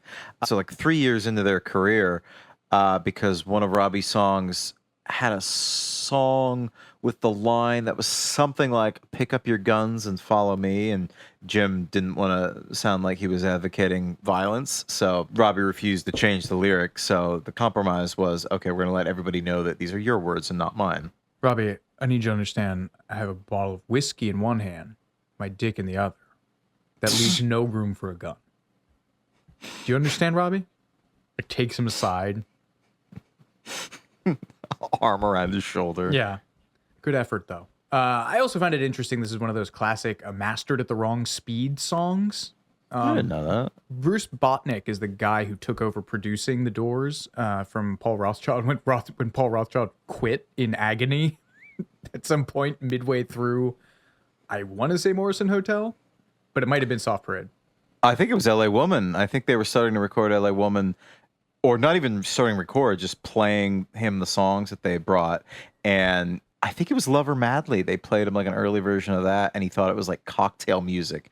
And it was like, you guys are totally uninspired. Like, Jim is completely out to lunch. Like, no, this is like, if this is the best you can do, you guys got to like just produce yourselves. I'm out of here. So I think that was what it was.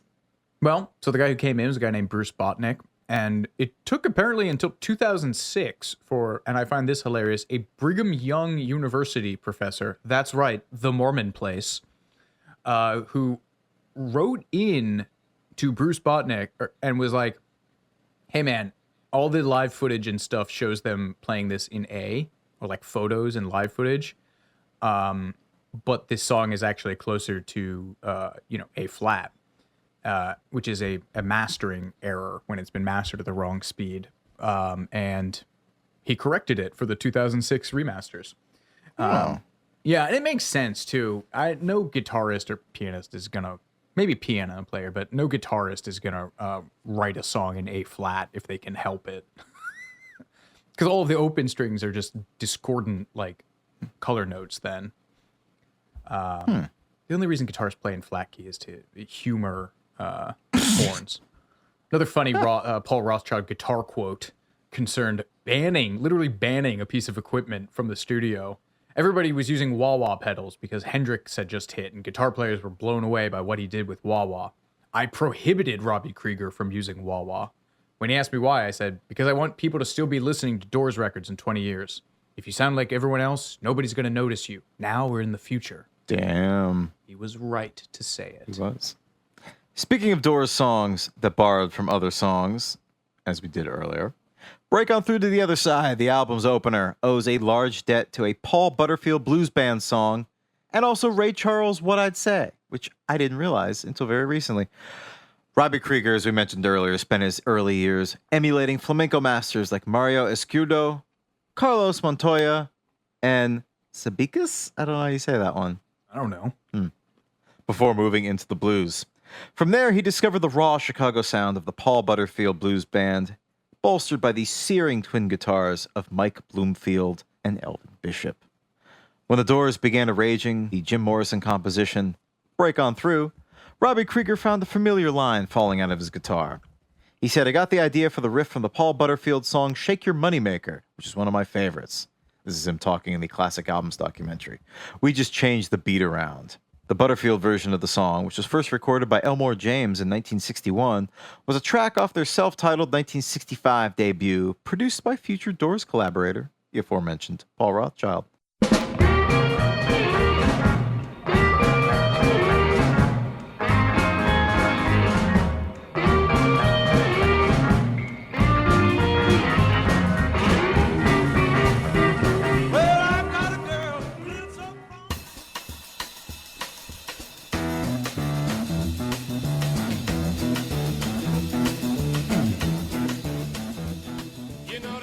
In the same Classic Albums documentary, Ray Manzarek also demonstrates how he borrowed the keyboard bass line from Ray Charles' What I'd Say, as well as elements of his organ solo.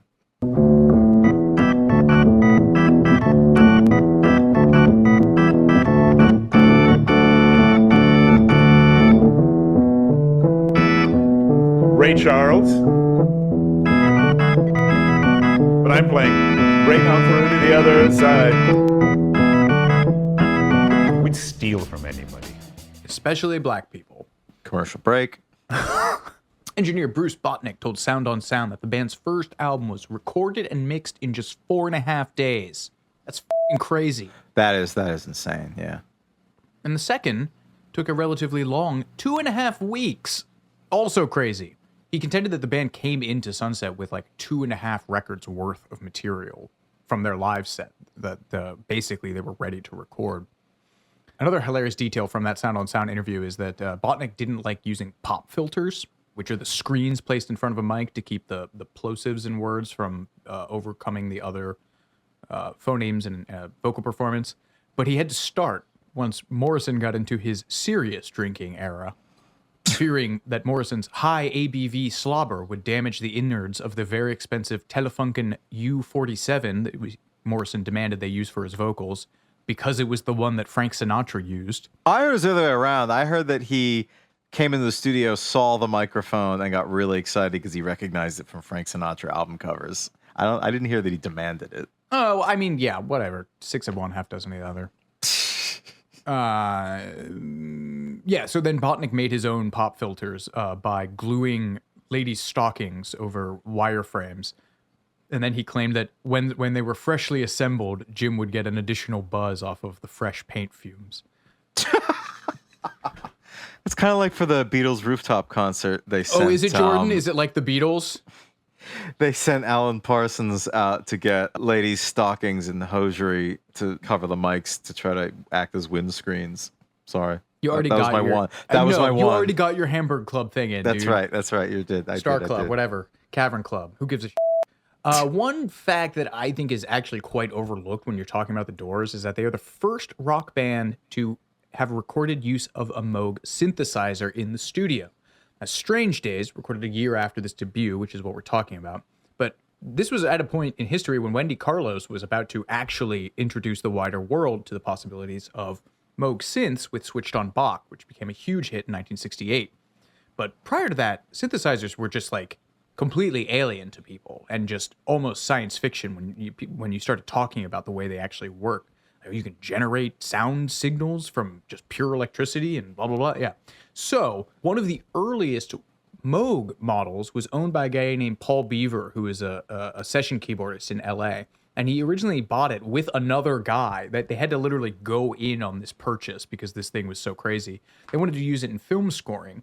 And they actually didn't find many people were keen on using it in that. So they just hauled it out to the Monterey Pop Festival in June of 1967 and put it on display there, which is when a lot of visiting musicians came around and started being like, oh, what's this that you have? Mickey Dolenz from the Monkees was one of them. I think he was one of the first, 2 or 3 musicians in that scene to buy a Moog synth. So for the title track of Strange Days, Botnick said, we created an envelope where we would feed Jim's track, the vocal track, into the Moog so that he could play any note on the Moog keyboard and his voice would be processed through all of those electronic signals that comprise the synth sound. And he said he added tape delay and fed the whole thing through a tape loop, all by hand, which you can just do with plugins. I could do it to your vocal track as we were doing this right now, but I won't. It's also on... I forget which track where they did a backwards, I think it was a piano solo. I'm pretty sure it was a piano solo. It might have been a guitar solo. And they just had to write it out backwards and play it backwards. But to keep it in time with the track, they had to have the track playing in his headphones. It was something crazy that messed with his head. Sounds about right. Yeah. It's hard. Yeah. Soul Kitchen was apparently based on a real restaurant, Olivia's in Venice Beach. UCLA students often pack the place because, I guess, cheap, good food, open late. And Morrison, of course, took advantage of this and just hung out there until the wee hours of the morning. John Densmore described the diner, Olivia's, in his 1991 book, Riders on the Storm. as a small soul food restaurant at the corner of Ocean Park and Maine, but that it belonged in Biloxi, Mississippi, and resembled an Amtrak dining car that got stranded on the beach. Wonderfully evocative, Mr. Dinsmore. The only note I have about the Crystal Ship was this weird bit of apocrypha that in 1991, decades after Morrison had died and the song had been out, a guy named Justin Clayton wrote into the LA Times, positing that the song was about meth, with crystal being slang for that drug. John Dinsmore apparently saw this and was incensed enough to write in with his own letter to the editor, saying that it was not about drugs. They knew that crystal was a slang, but it was not. Jim wrote the Crystal Ship for Mary Warbello, a girlfriend with whom he was breaking up. I think he wrote the end for her too. Also, was crystal meth around in the 60s? Like, I don't think so. Let's do a quick check there. Crystal meth. Glad this is my work laptop. methamphetamine was discovered in 1893. Methamphetamine hydrochloride is crystal meth. All right, I've put enough effort towards this. I don't care anymore. 20th Century Fox, a song that I hate. She's a dun dun. What are your thoughts on 20th Century Fox? I don't mind it. It's a mid 60s white guys doing R&B song. Sure. Anyway, Paul Rothschild had the band walk on wooden planks in the studio to get those clunky downbeats. That I didn't know. Sync. Wow. And he says it's small. It sounds like a small army. I'd just done a flamenco record where I'd used a similar idea because flamenco dance and guitar are so the heels and the dancing is such a part of it. So he probably had them double I'm assuming he had the flamenco, the dance part of it isolated in a separate room from the guitar, maybe on an additional level of boards to get that sound. It's interesting. Alabama song. Who gives a shit? I do. I like that song. I do too. It's just it's such an outlier, man. It is so weird. Like, why did you shoehorn? I don't know, man. I just hate all that German oompa oompa. Everyone's better men than Ray Manzarek have tried. By which I exclusively mean Tom Waits. It's not going to happen. But it's Bertolt Brecht and Kurt Weill, Rise and Fall of the City of Mahogany. What is that, Jordan? Tell us about Mahogany. I don't know the plot, but these are the same men who brought you Mac the Knife from Three Penny Opera. Now that's a song. That's a song. Yeah. I would kill to hear Jim Morrison do Mac the Knife. End of the Night is, as I mentioned earlier, references the Louis Ferdinand Céline's absolute chore of an existentialist tome, Journey to the End of the Night, as well as William Blake's poem Auguries of Innocence, which is specifically with the line, some are born to sweet delight, some are born to endless night. I gotta go look up Riders on the Storm lyrics. I think there's another one in there that I really hate. What's your favorite Doors clunker? Jim clunker? You know what it is? It's the rhyme structure of this. It's A, A, B, B, B, B, A.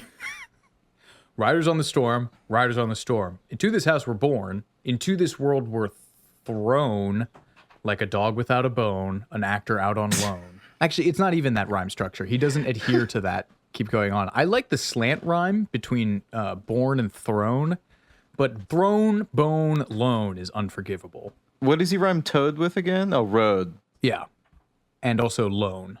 Which again, that's fine. That's rhymes with thrown. It's a nice slant rhyme for that. What's a slant rhyme? That's when you force a rhyme with a homophone. That was like my big move. Instead of doing rhyming, sounds so sing-songy when you do it. But if you use your kind of rock and roll license to just force songs or force lyrics and sounds that don't rhyme on paper but do when sung or in your mouth. Is that what a slant rhyme is? Yes. That is a slant rhyme. I'm glad I still remember that from reading about John Berryman in freshman year.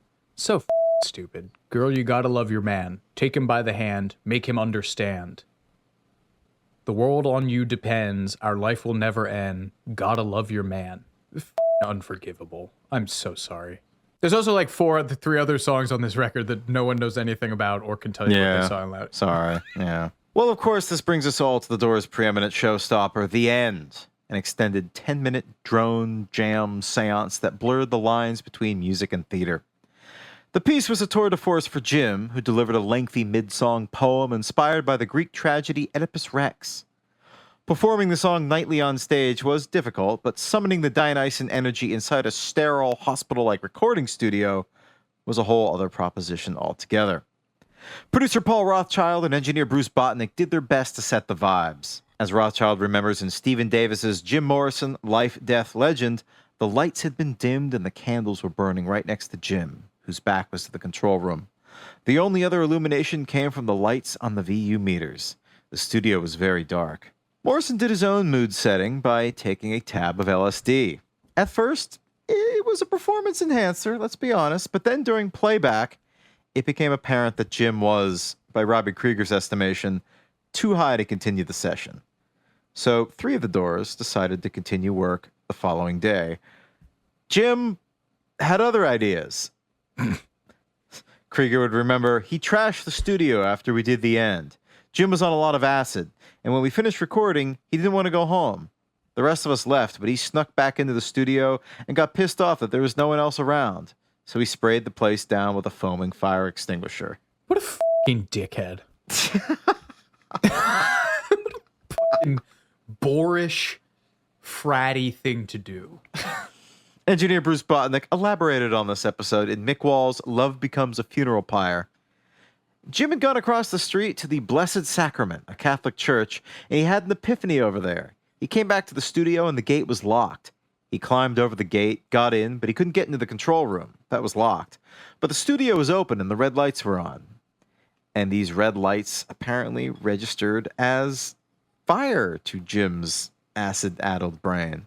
He thought it was on fire, Botnick continued, so he grabbed a fire extinguisher and knocked over the ashtrays that were full of sand and tried to put out the fire.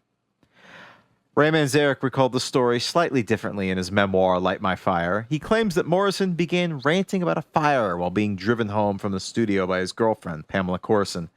He was so persistent that Corson reluctantly returned to the studio, and Morrison immediately bounded over the fence. He took the fire extinguisher and hosed the whole place down, Manzarek continued. Not in the control room, thank God, just the area where the band was. Just blasted the whole place, man, just to cool it down. Much of the band's equipment was ruined, including a full-size harpsichord. The image of an acid-addled Jim Morrison spraying a fire extinguisher on a harpsichord is pretty good. The following day, however, a single boot, obviously belonging to Morrison, was found in a chain-link fence outside the studio, and everybody put 2 and 2 together. He showed up like with only wearing one boot and was like, "Oh, there's my boot." What a dolt. Ray Manzarek continued, the studio people just absolutely freaked. Paul Rothchild said, don't worry, Elektra will pay for it. No reason to call the police. He knew right away who did it. We all knew what happened. The only one who claimed ignorance was, predictably, Jim himself. John Densmore recalls him saying over breakfast the next day, I did that? Come on, really? Elektra Records head Jack Holtzman immediately cut a very large check to the studio's owner. He would say, I rushed over and said, I agree, it's out of control, I'll pay for the damages. The incident was smoothed over, but Robbie felt that the moment marked a turning point in Jim's psyche. I thought, Jim felt, well, I can get away with that, I can get away with anything. Narrator voice, he could not. For a time, he did, though. Yes, very much so. But specifically, he would later fail at taking a bath and public nudity. Parisian bath taking. A full f***ing harpsichord, man. I know. What a bore. Which was the song that he made? Pam gave him blowies while he was doing? I don't know if it was Pam. I guess it must have been Pam. I think it was your lost little girl. It is in the movie, right? It's adorable little Meg Ryan who has to get near an in-character Val Kilmer's presumably stanky leather pant swaddled crotch. Can you imagine Val Kilmer in character as Jim Morrison? What a fucking nightmare. Yeah, that is true. He's very brave. Yes. Weren't they in Top Gun together? Yeah. Meg Ryan? I thought she was in Top Gun. She had like a small role in Top Gun, didn't she? Maybe. She's America's sweetheart. Yeah, she was the wife of Goose Bradshaw. Oh yeah, Goose who dies. Right. Yeah. Elektra Records chief Jack Holtzman would similarly marvel at Jim's ability to steer himself out of a death spiral until he would not steer himself out of a death spiral. He would test every boundary, crash his car drunk into a police cruiser, and see if he could get out of it. And he could. And during my interview with Robbie Krieger, he often spoke of Jim's masochistic streak. He recalled seeing Jim getting worked over by a couple of Navy guys in a phone booth. When I say worked over, I mean beat up. And Robbie has this absolute photographic image of Jim's face smashed up against the glass of this phone booth, but he's got a big grin. And it's just always stuck with Robbie as like, this guy's a little different. And he also said that he used to flip quarters into his mouth and swallow them as a way to impress girls. I know it smelled crazy around him. Can you imagine what that guy's mouth was like? Just pickled, first of all, but like permanently reeking of like cheap weed. I assume he didn't brush his teeth. He was above such earthbound prosaic concerns. And he's wearing he wore like skin tight leather pants for like 3 years straight, right? That is true. My God. And deodorant wasn't even like widely a thing at this point. My God. I don't know about that, but It wasn't, right? Like mass market deodorant started with like I think about no, before then it was like a powder. Okay, I was wrong about that. It was aerosol. It would have been aerosol. Oh yeah. But also, how charitable of us to assume he was even taking that effort. Not just being like, my musk is a beautiful and natural thing, and everyone deserves to huff it. Ugh. Good Lord. I can taste it. I can taste what he smelled like. Like hot dimes. Just old nickels and ash. And wild turkey. Yeah. Ugh. And patchouli. Oh, God. Naturally. Of course. And yeah, stale, sweaty leather. Ugh. How could anyone bear to have sex with him? I mean, I guess they all smelled various degrees of shit back then, but his hair too. Like, I assume he never washed his hair. And all food, like, probably stuck in his beard when he was into the fat era. Oh God. As you meditate on that, we'll be right back with more Too Much Information after these messages.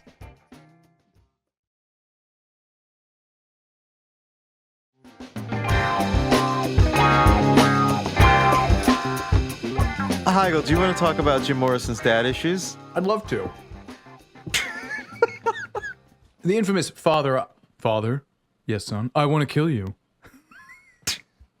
He sounds like an NPR host when you do it like that. It's just it's like the rhythm of that. It's so, Yeah. father, yes, son, I want to kill you. Like really jumping ahead there with the answer. Yeah. No dramatic that's pause true. whatsoever. No time to waste. The passage from the end was inspired by Oedipus, but the theme had a personal resonance for Morrison, or so the story goes. Jim's complex relationship with his authoritarian parents was a defining feature of his life, inspiring both his finest music and his finest drinking. On the rare occasions that Morrison spoke of his childhood, he described it with phrases like an open sore. His father, George Stephen Morrison, was a high-ranking career naval officer. He gave his son the middle name Douglas after General Douglas MacArthur in hopes that the boy would follow in his footsteps. Narrator voice again, he would not. The family moved often, and Morrison's father was frequently absent on tours of duty. When he was home, he had little patience for disobedience. Morrison's younger brother Andy tells author Jerry Hopkins that he, Jim, and sister Anne rarely received physical discipline, but admits that they were routinely subjected to the military punishment known as dressing down, where someone just says something mean to you for a long time. What children? They never would have lived through... Jim Morrison never would have lived through Twitter. He would have been chased off in a day. What's up, Twitter world? This is the Mojo King. And then immediately, like 40,000 people would have been like, dumbass, dip, go kill yourself. Anyway, I guess their dad yelled at them like, "Oh, that's never happened to anyone before." Morrison's dad, though, was actually a big deal. After surviving Pearl Harbor, he served as an instructor for classified nuclear weapons programs in the southwest of the United States before being promoted to Rear Admiral. He was a familiar face around Cape Canaveral, the Pentagon, and the Naval Golf Course. In 1964, aboard the USS Bonhomme Richard, which means a good man Richard, aircraft carrier, nicknamed the Bony Dick by Jim Morrison. That's not even medium funny. Rear Admiral Morrison commanded American naval forces during the Gulf of Tonkin incident, a military clash widely credited as both being fabricated and the impetus of the Vietnam War. So, yes, counterculture himbo legend Jim Morrison's dad was a Navy dick who started, probably possibly fabricated, and started Vietnam. Life is fun. I can't believe it's so funny that they were like, oh, he never touched us, but he would be mean verbally. And he started Vietnam. Well, yeah, I mean, but that's aside from the parenting. Psychological abuse. Oh, f*** off. This era of parenting, that's like practically words of love, right? The fact that he was paying attention to them enough to insult them. It's an era when nuns would like beat you up in school. Yes, that is true. And little Jim was unbearably warped by daddy not being there and saying mean things when he was. Am I out of pocket here? I mean, I think it was just a consequence of the generation gap. Sure. I just don't think they were going to ever see eye to eye with one another. Because we'll talk about this turning point that occurred in their relationship in 1964. Oh yes, another deeply traumatic moment in young upper middle class Jim's upbringing. The Morrison children visited their father on the Bony Dick. Morrison's sister Anne told Jordan, "My mom said Jim had to cut his hair before he went aboard."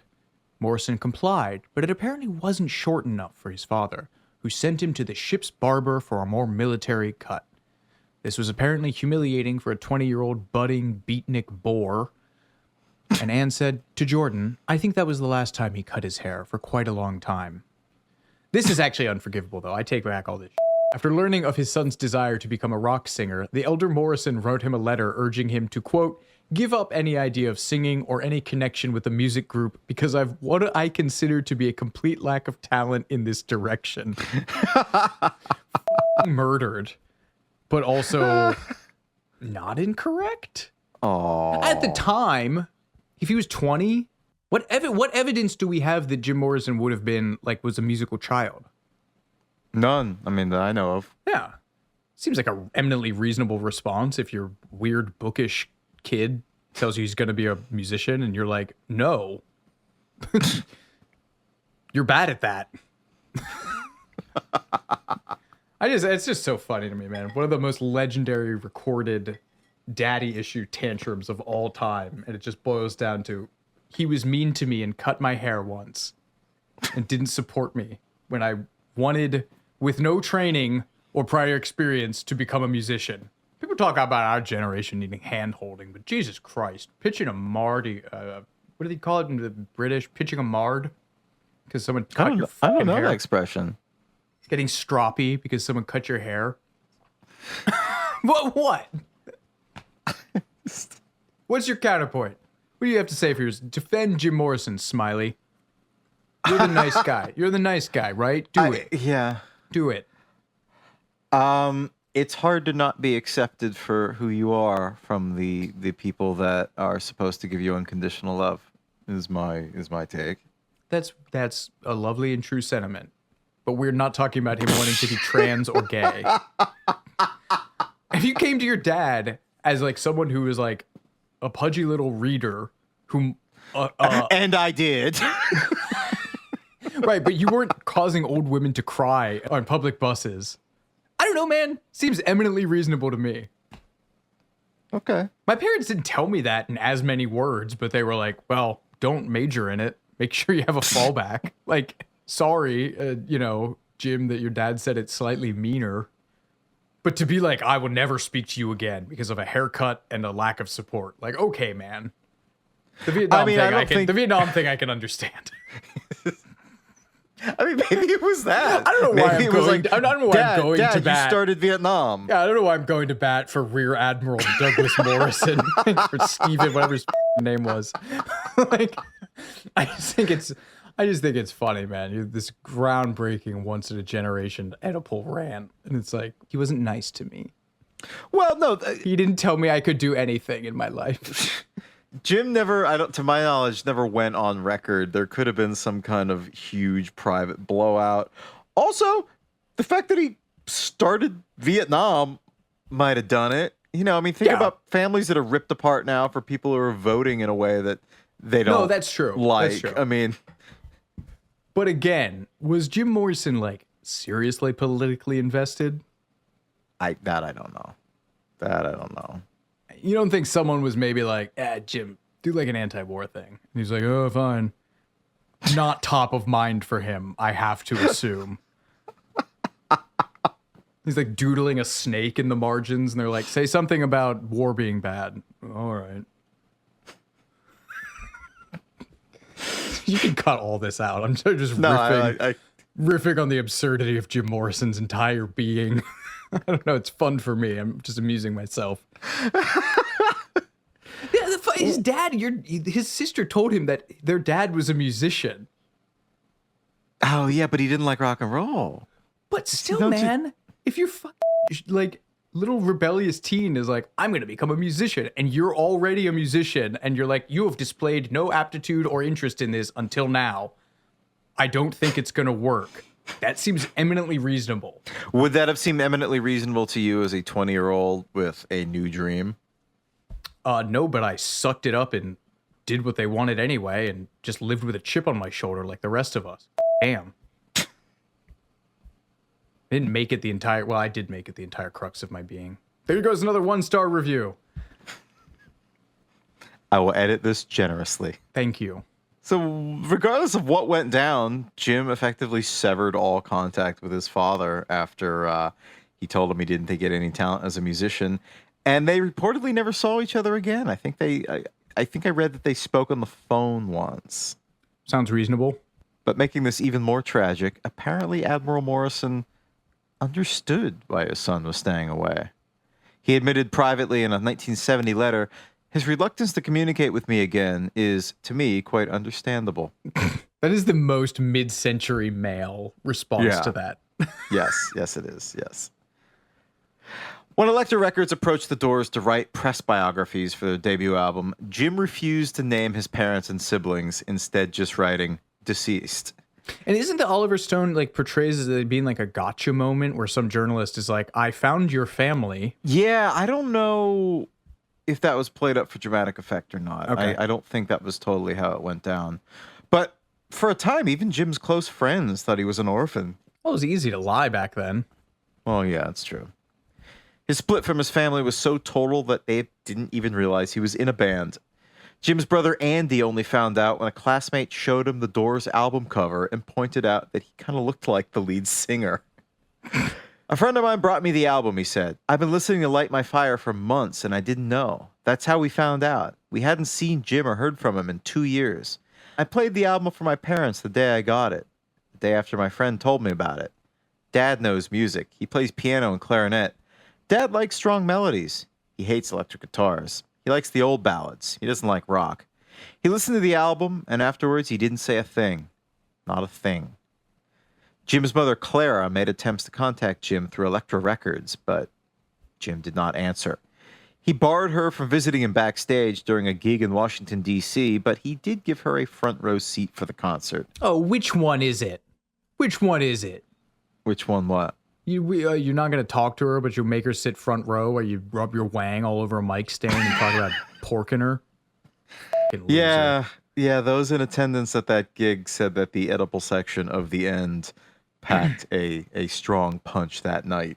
So, yeah, I guess maybe the moral of the story here is you don't really want to get into Jim Morrison's head. Throughout the band's travels, Jim Morrison managed to keep in touch with his younger brother, Andy, who was just 19 in 1967. Andy would say, I told him that Mom felt really bad that he refused to see her. He told me that if he called once, they'd expect calls every month or so. He said, either you break it or you're part of the family. There's no halfway point. Either you talk all the time or not at all. So Jim went with the not at all option. Admiral Morrison declined to speak publicly about his son until the very end of his life. He would say, we looked back on him with great delight. This was taped just before his death in 2008. I had a feeling that he felt we'd just as soon not be associated with his career. He knew I didn't think that rock music was the best goal for him. Maybe he was trying to protect us. John Densmore proposed another reason in his memoir. Personally, I think the opposite is true, that Jim did it to proclaim independence and cut the umbilical cord once and for all. Can I give you a Jim Morrison story I just found? Yeah, please. The Doors were on their way to play a show at the University of Michigan in 1967, which is a well-documented debacle. But apparently, on their way on the drive, the rest of the band wanted to stop and get ice cream, which Jim said was for babies, and demanded whiskey instead. The band got ice cream, and Jim got whiskey, and something about the band eating ice cream put him in a really foul mood, and he pounded the rest of the whiskey and got faced. He was too drunk to go on, didn't come out on stage. The band went off stage for like a half an hour. They come back out, and Jim just wanders the stage, making weird noises and occasionally yelling into a microphone. Jim started then hurling things at the audience, and then just sat down on stage, and Ray Manzarek carried him off stage. Is this your shaman, people? Is this your king? Is this your king? Your lizard king? Is this your lizard king? That's actually like probably a Doors lyric somewhere, like scrapped in the notebooks. Ice cream is for babies. So Doors biographers would characterize this estrangement between the Morrisons as a clash between the generations, a clash between the rebellious rocker and his disciplinarian father. But Jim's sister Anne spoke to me a few years ago and offered a different take. She maintains that the reality of their relationship was more nuanced. She told me, I used to get upset because people would assume that all admirals and generals were mean and tough, but my dad was sweet. He was funny and articulate, and he never was very angry. He just wasn't like that. But he did expect manners. We were brought up with yes, sir, no, sir, yes, ma'am. And he and Jim certainly didn't see eye to eye on a lot of things. So they clashed a little, but not horribly. And when Jim's dad was restationed to England as commander-in-chief of the U.S. naval forces in Europe, his younger sister Anne went along too. And much like their brother Andy, for years she didn't know what became of Jim. I would worry about him, she told me. I thought, what is going to happen to him? He doesn't like to work. All he likes to do is write and read and have experiences. Same. I asked my girlfriend in college, what happens to 50-year-old beatniks? They become podcasters. Because I didn't know how he could survive. And then one day in 1967, she received a package from her mother. It was a copy of the Doors' debut album, and it took her a moment to realize that the handsome guy staring back at her on the cover was her brother. It was a complete surprise, she said. I had no idea Jim was in the Doors. I was hearing Light My Fire in London, but I didn't have any relationship to it. Then my mother sent me that album. That's always been my favorite Doors cover, that album cover, because it was such a shock to see it. That was such an amazing moment. And once the surprise wore off, she put the record on the turntable and immediately fell for the music. I didn't take any time to love all of it, she said. It's fabulous. She even enjoyed the end, which would have raised eyebrows as a immediate family member. Yeah. But Anne rejects the notion that this song was literally directed at his family and a comment on their strained family ties. She told me, I have to dispel that notion. It just makes me crazy when I hear people say, oh, were your parents upset about the end? That was awful. I tell them, no, that was just an Oedipus story redone in song. It was amazing. I didn't take it as against our parents like some people did. People were just in a panic about it. But no, I didn't see it that way at all. And Jim's sister Anne moved back to California with her husband and infant shortly after discovering that her brother was a rock star. And hearing that the Doors were due to fly into Los Angeles, she decided to surprise Jim at the airport. She told me, we went and met him, my husband and my little son. Jim looked at me and said, you don't happen to be my sister, do you? Who among us? Now, Heigl, you have a younger sister, as do I. Yeah. Have you ever had to ask them if they happen to be your sister? I mean, They both have kids and they both are married. yeah. Well, once again, total ocean of salt because I've never been as deranged as Jim Morrison was for as Fair. long. Maybe in short Yes. bursts, but never as long. Yes. Maybe he was genuinely confused. Maybe. I mean, perhaps. So began a joyful reunion between the Morrison siblings, and I love this. His sister dropped in on a Doors session, and I guess she brought her little son, and he made up a song on the spot about the little boy. Oh. And she visited the home that Jim shared with his girlfriend, Pam Corson, and they all cooked a Thanksgiving meal together. We'd see him, but not often, Ann told me. We were all in our 20s. I was pregnant. People were just busy with their own lives. You didn't know that soon it would be the last time. There just wasn't an urgency, which was the sad thing. I didn't ever see him perform. I wish I had.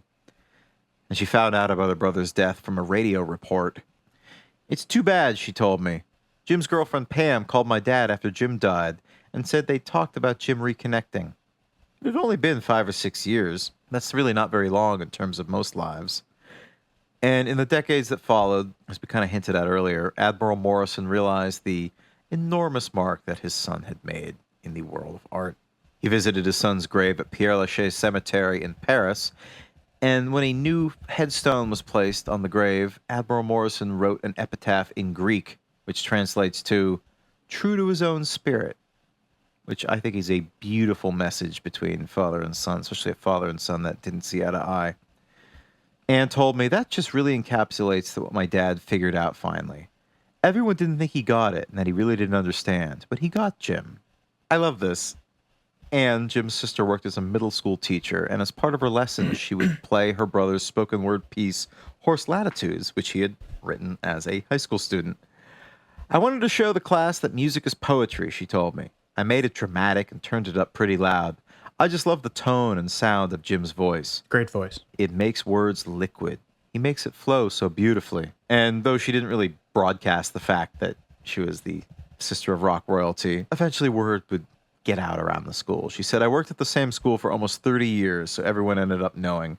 It's all been fun for me. Someone asked me if having a famous sibling ruined my life. For me, it was just a joy to see Jim grow and do what he did, except for the tragedy at the end. Did you know the Barney's Beanery in West Hollywood put up a plaque commemorating where Jim Morrison pissed on their bar? No. Recently? Because I would have remembered Supposedly. that. I've been to Barney's Beanery. It's Maybe they where, wanted. Maybe they wanted to in the 90s. Yeah, it's where Janice had her last drink and Bukowski and all those other. Yeah. The woman that he married speculated he had 20 paternity suits against him pending when he died. Oh, that's not a real marriage, though. That didn't. First she of like all, claim. First of no, all, you. no, that's like a myth. First of all, let's not cast aspersions on the fine tradition of Celtic hand fasting ceremonies. Jordan, who are you to say it's not a real marriage? Don't speak for them.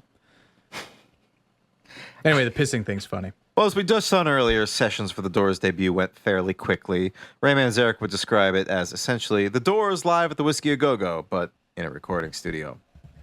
And the record was completed by the end of the summer of 1966, probably exactly around 58 years ago right now. Still, Elektra Records president Jack Holzman decided to hold the record's release until the following January of 1967 to avoid the crush of albums earmarked for the Christmas market. And if the Doors were disappointed by this delay, they were happy with Holzman's ingenious promotional scheme, a massive billboard looming over the Sunset Strip. Up to this point, billboards had been used to promote films and food and cigarettes and all sorts of products, but this was the first time a rock band would appear on one. The ad proclaimed, "Break on through with an electrifying new album," complete with Joel Brodsky's striking image of the group that graced the album's back cover. Located next to the Chateau Marmont, a short distance from the club scene where the Doors had performed just a few months earlier, this prime location cost a whopping $1,200 a month, or about $11,000 today. The venture was, according to Jack Holzman, a calling card for the artist, but it was a very large calling card. He believed the ad would catch the attention of Los Angeles DJs on their way to work and pique their interest, and he was right, giving birth to a whole new field of artist promotion. All throughout the 70s and 80s, that whole segment of Sunset Strip was just awash with rock billboards. I mean, hot people sell Again, it cannot be underestimated the degree to which Jim Morrison was a prime slab of beef. Mm-hmm. Yes. Jawline, that hair. He's like if the Bee Gees weren't genetically deficient. I'd take that back about the Bee Gees. But he actually does look like Robin. Who's the handsome Gibb? Barry. Yeah. He does look like Barry Gibb. Yeah, he does, yeah. But the billboard was not the biggest promotional tool that the Doors would have at their disposal. And when I say promotional tool... I'm talking about his wang. No, the Doors' September 17th, 1967 appearance on The Ed Sullivan Show infamously resulted in a lifetime ban after Morrison disobeyed the CBS Standards and Practices Department and sang the original scandalous lyric to Light My Fire, "Girl, we couldn't get much higher," defying Standards and Practices' suggestion that he change it to, "Girl, we couldn't get much better." That's terrible. Is it? Is it worse than rhyming higher with fire and pyre? Yeah. And desire? Yeah. It's pretty terrible. Okay. Producers and network executives were infuriated, and a stone-faced Sullivan denied Morrison the traditional post-performance handshake, instead cutting straight to a commercial for Purina dog chow. Savage. The band was obviously unbothered by this. Densmore recalled in the Classic Albums documentary, they said, "You'll never do this show again." And we said, "Well, we just did it. We only wanted to do it once. Cheers." A classic case of over-explaining the joke. I definitely prefer the version where Jim Morrison goes, "Hey man, we just did the Ed Sullivan Show. Print the legend, baby." It's pretty good. Yeah. It's better than some of his lyrics. He was quite quippy, as we'll find out later. I was just reading about how when a fan requested Light My Fire at a concert, he immediately shot back, "F your mother."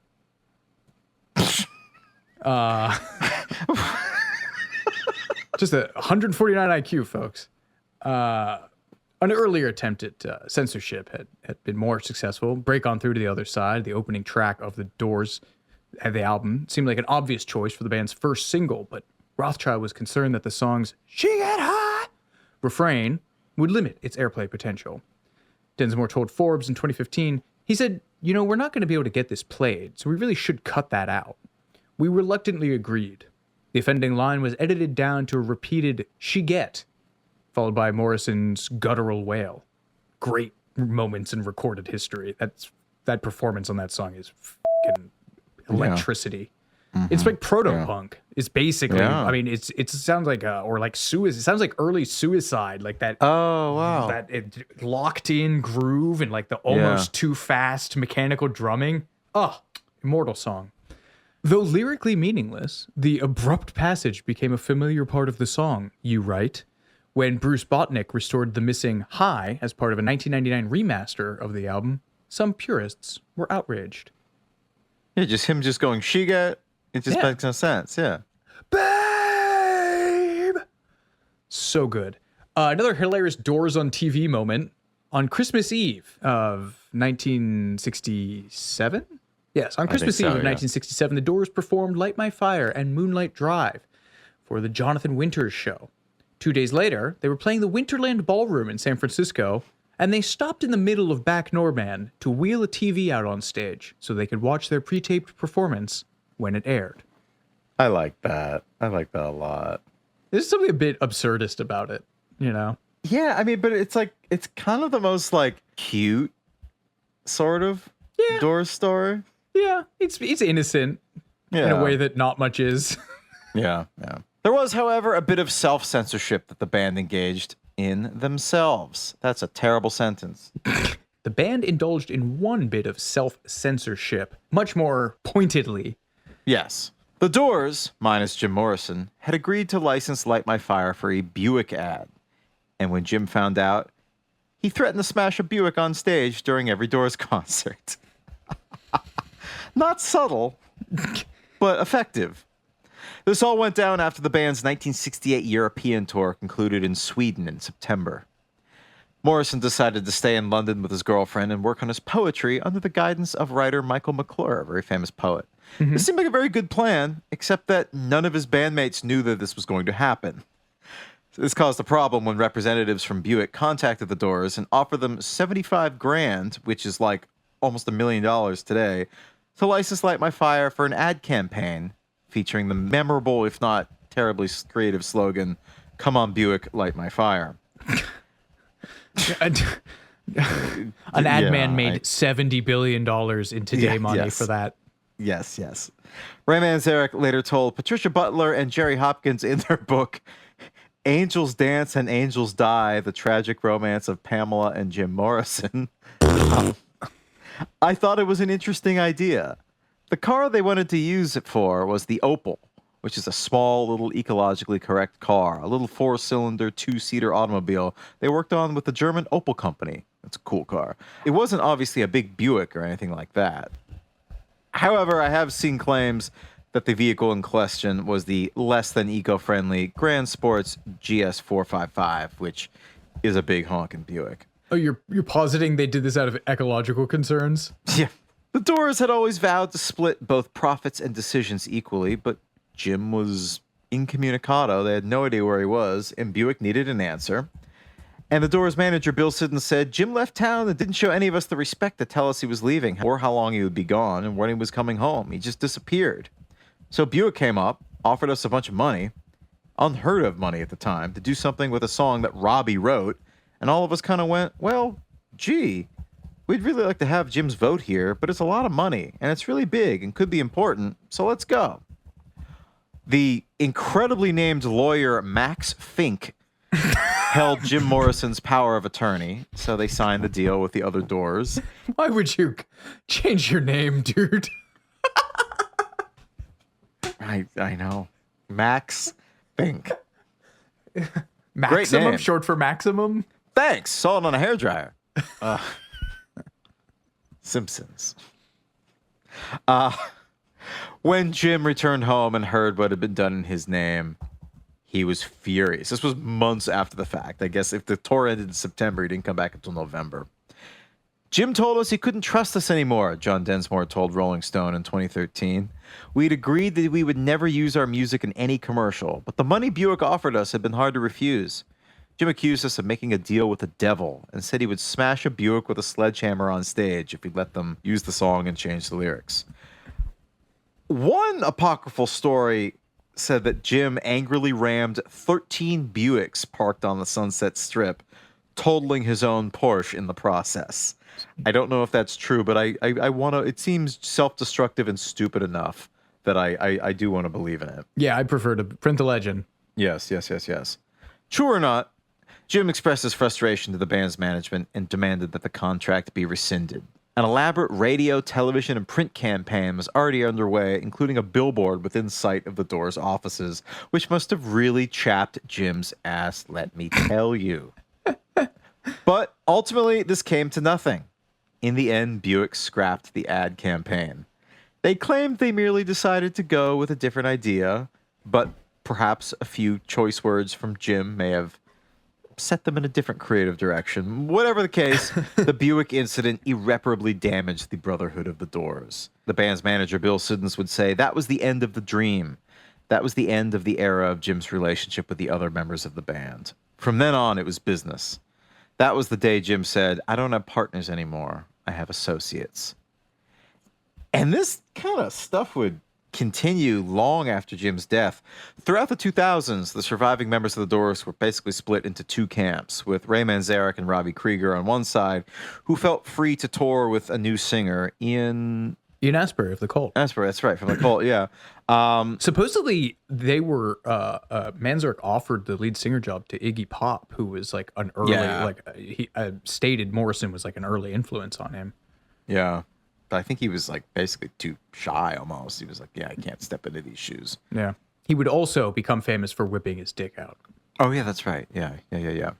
Among many other things. On the other side was John Densmore, who kind of positioned himself as like the guardian of Jim's legacy, trying to protect it from craven commercialization, which is weird because on one hand, all the stuff that he stands for seems like the right thing to do from a creative standpoint and just like a friendship standpoint. But also, he was like the member of the band that Jim was apparently the least connected to.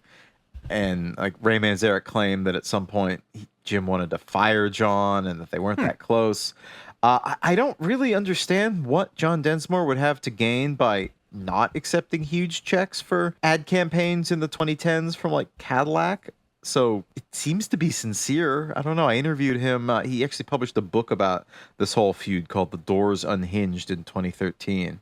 And yeah, I don't really understand it. But then following Ray Manzarek's death in 2013 as well, kind of belatedly buried the hatchet. And as far as I know, things between John Densmore and Robbie Krieger, the only two surviving Doors members, are relatively good.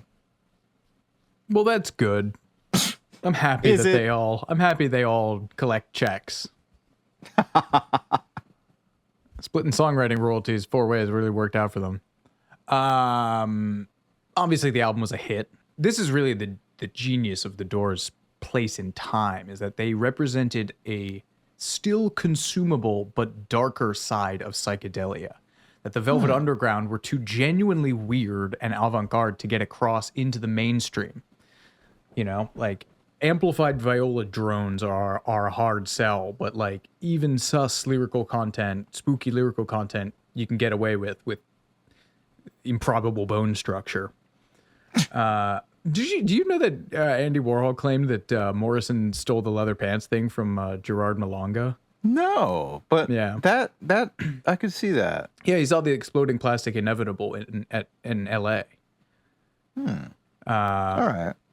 Both the Doors album and Light My Fire have been inducted into the Grammy Hall of Fame. The album was selected in 2015 by my beloved Library of Congress for inclusion in the National Recording Registry, and it sold over 13 million copies worldwide.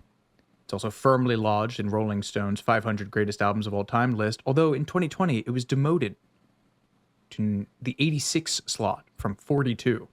The band's follow-up, Strange Days, hit the charts and then kind of dropped off, but it wasn't really given time or space to grow because Morrison embarked on, 2 straight years of public self-sabotage. December of 1967 is when the famous New Haven incident took place. A police officer happened upon Morrison and a lady friend, and not recognizing that Jordan was the lead singer of the band. A police officer stumbled upon Morrison and a lady friend, and not realizing who Morrison was, told them to leave. Morrison quipped, "Eat it." The cop took out his mace and said, "Last chance," to which Morrison shot back, "Last chance to eat it." Medium funny. The pair, or just Morrison, who cares, were duly maced. Morrison recovered, and then when he went on stage, began improvising about the incident in the midst of a song, calling the police like a little blue man. Little blue man and a little blue hat, yeah. Devastating. Abcab it wasn't. This sparked a confrontation between Morrison and the assembled police, resulting in him claiming the record of becoming the first musician arrested on stage. The rest of the crowd devolved into a minor riot.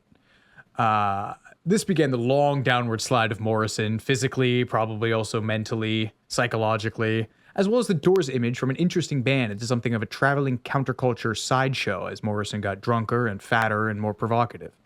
Recording became exponentially more difficult, and in March of 1969, a wasted Morrison showed up an hour late to a show in Miami and became increasingly confrontational with the crowd, culminating in a moment of widely debated sexually tinged theatrics that got him arrested. The police charged him with exposing himself, right? That's the bit. Yeah. But everyone, so many people have Nobody been saw it, and there's no photos of it. Yeah. So, whatever the case was, Morrison received a genuine posthumous pardon from the state of Florida in 2010. So, that's settled. Morrison was already threatening to quit the band before they recorded the Soft Parade, and Manzarek convinced him to stay, but his drinking was well and truly out of control. And recording of their next album, 1970's Morriston Hotel, was interrupted when Morrison got wasted on a flight to go see the Rolling Stones and became abusive or just acted like Jim Morrison to a stewardess. And he was brought up on what could have been felony charges because you cannot mess with the sky workers. This was late. This is kind of a weird kerfuffle. So supposedly Morrison was traveling with a guy named Tom Baker, not the Doctor Who guy. And in court, the stewardess, she admitted that she couldn't tell she might have gotten Morrison confused with Tom Baker. However, some people believe that this is because Morrison shaved his beard and cut his hair right before she went into court. So then she was like, now I can't tell the two guys apart. Anyway, that's all hilarious. Morrison Hotel was actually a fairly big hit for the band, and a live album that Paul Rothchild was cobbled together with about 2,000 edits duly followed. Unfortunately, by this point, the band was also facing something of an unofficial ban in multiple major American cities because of their reputation, which made touring difficult. The last Doors show took place on December 12th, 1970, and when midway through the set, Morrison began smashing the microphone stand's bass into the stage until he broke through the floorboards before sitting down and refusing to finish the set. I love that that's his move. Just sit down. Like, people who get... I mean, I don't know, man. Am I softening toward Jim Morrison? Like, he had a problem, right? And like, and nobody was like, hey, man. Or everyone was like, hey, man. There were a lot of band meetings when they were like, we should maybe take some time off, or they didn't have the vocabulary or the understanding of what was going on with him. Grading on the 60s curve. Yeah, but I think that, as you say, grading on the 60s curve, they tried to have primitive interventions. Yeah, but he was the Lizard King. And his mojo rose and subsumed them. Despite all of that, and Morrison's increased focus on his poetry, now I can really focus on my poetry. The band had been working on another Back to Their Roots album, L.A. Woman, famously memorialized in the Oliver Stone moment in the moment where Morrison is laying down vocals from a toilet, which I love so dearly. Yeah. L.A. Woman slaps. Also. It's like maybe my favorite Doors album. Because that's one where they have the Elvis Presley, the TCB guys on bass and guitar. Yeah. Love Her Madly, another Krieger composition, and Riders on the Storm became classic rock staples. But while mixing the album in March of 1971, Morrison took a leave of absence from the band. He moved to Paris with his perennially put-upon partner, Pamela Corson, and he took a fateful bath in July of 1971 and was never heard from again. Unless... I was expecting you to do a full sidebar here on Morrison conspiracy deaths. That was, I think, largely put out there by No One Here Comes Out Alive, right? That he had faked his own death or something. Ray Manzarek also would kind of stoke those rumors, much to the annoyance of his bandmates. Yeah, I don't buy that. But there is like weird conspiracy layers to it, right? Like an international drug trafficking ring and this, that, and the other.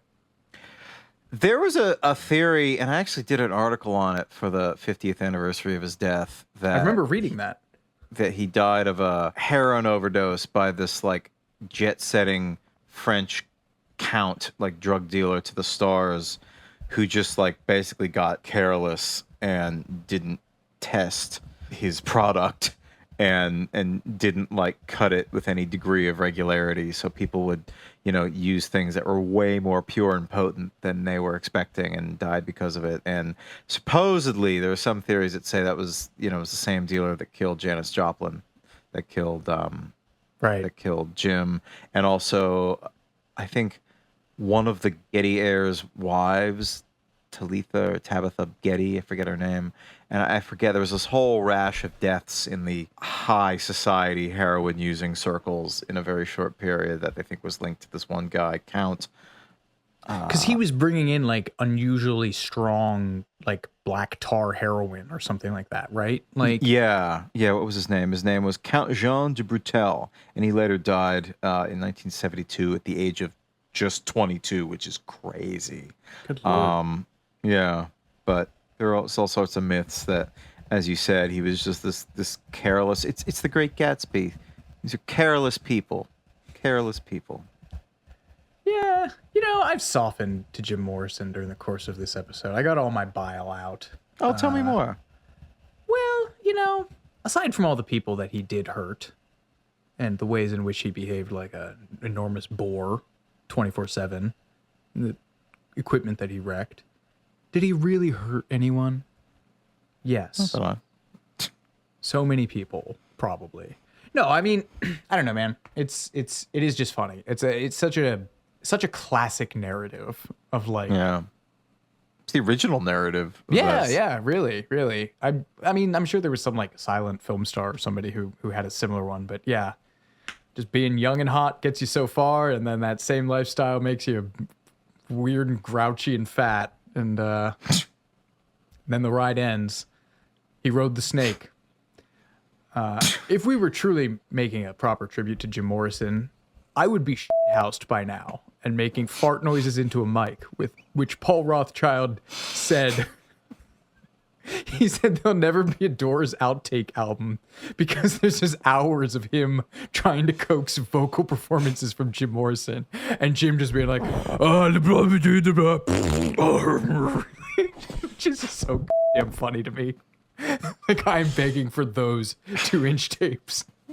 Hours of a drunken Jim Morrison making potty noises. Anyway, but unfortunately, we are cold sober, and I am not speaking into a $10,000 microphone. But alas, regardless, we have ridden this particular stake to this particular end of time. Father, Mother, I want to let you know that through therapy, I've come to accept you as loving but still ultimately human, and therefore flawed figures who raise me to the best of your abilities, and I love you. Jim Morrison should have gone to therapy and probably rehab. I'd like to second that, but I'd also like to end by sharing a quote from John Densmore during an interview for the Classic Albums documentary. Self-destruction and creativity are not always in the same package, and I want kids to understand that.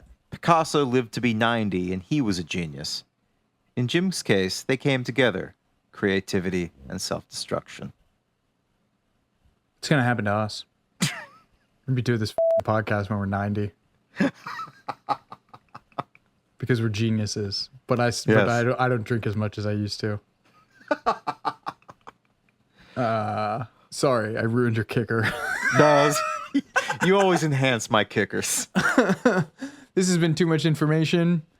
I eagerly await the 1-star reviews, boomers. I'm not getting paid for this shit anymore. I don't give a loosen your ponytails and come at me. What is loosen your ponytails from? That is like a diss like that I was like in my head from like somebody yelling at Jan Wenner about like loosen your ponytails and stop being obsessed with Moby Grape.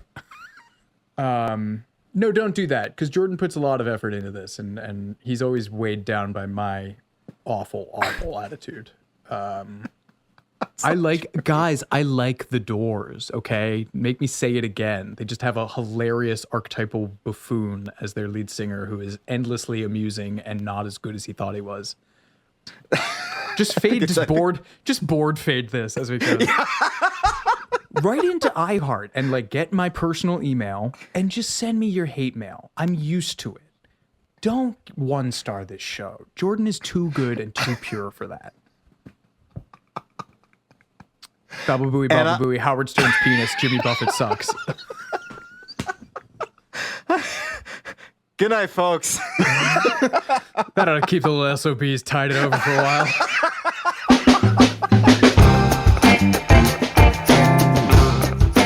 Too Much Information was a production of iHeartRadio. The show's executive producers are Noel Brown and Jordan Runtagh. The show's supervising producer is Michael Alder June. The show was researched, written, and hosted by Jordan Runtagh and Alex Heigl. With original music by Seth Applebaum and the Ghost Funk Orchestra. If you like what you heard, please subscribe and leave us a review. For more podcasts on iHeartRadio, visit the iHeartRadio app, Apple Podcasts, or wherever you listen to your favorite shows.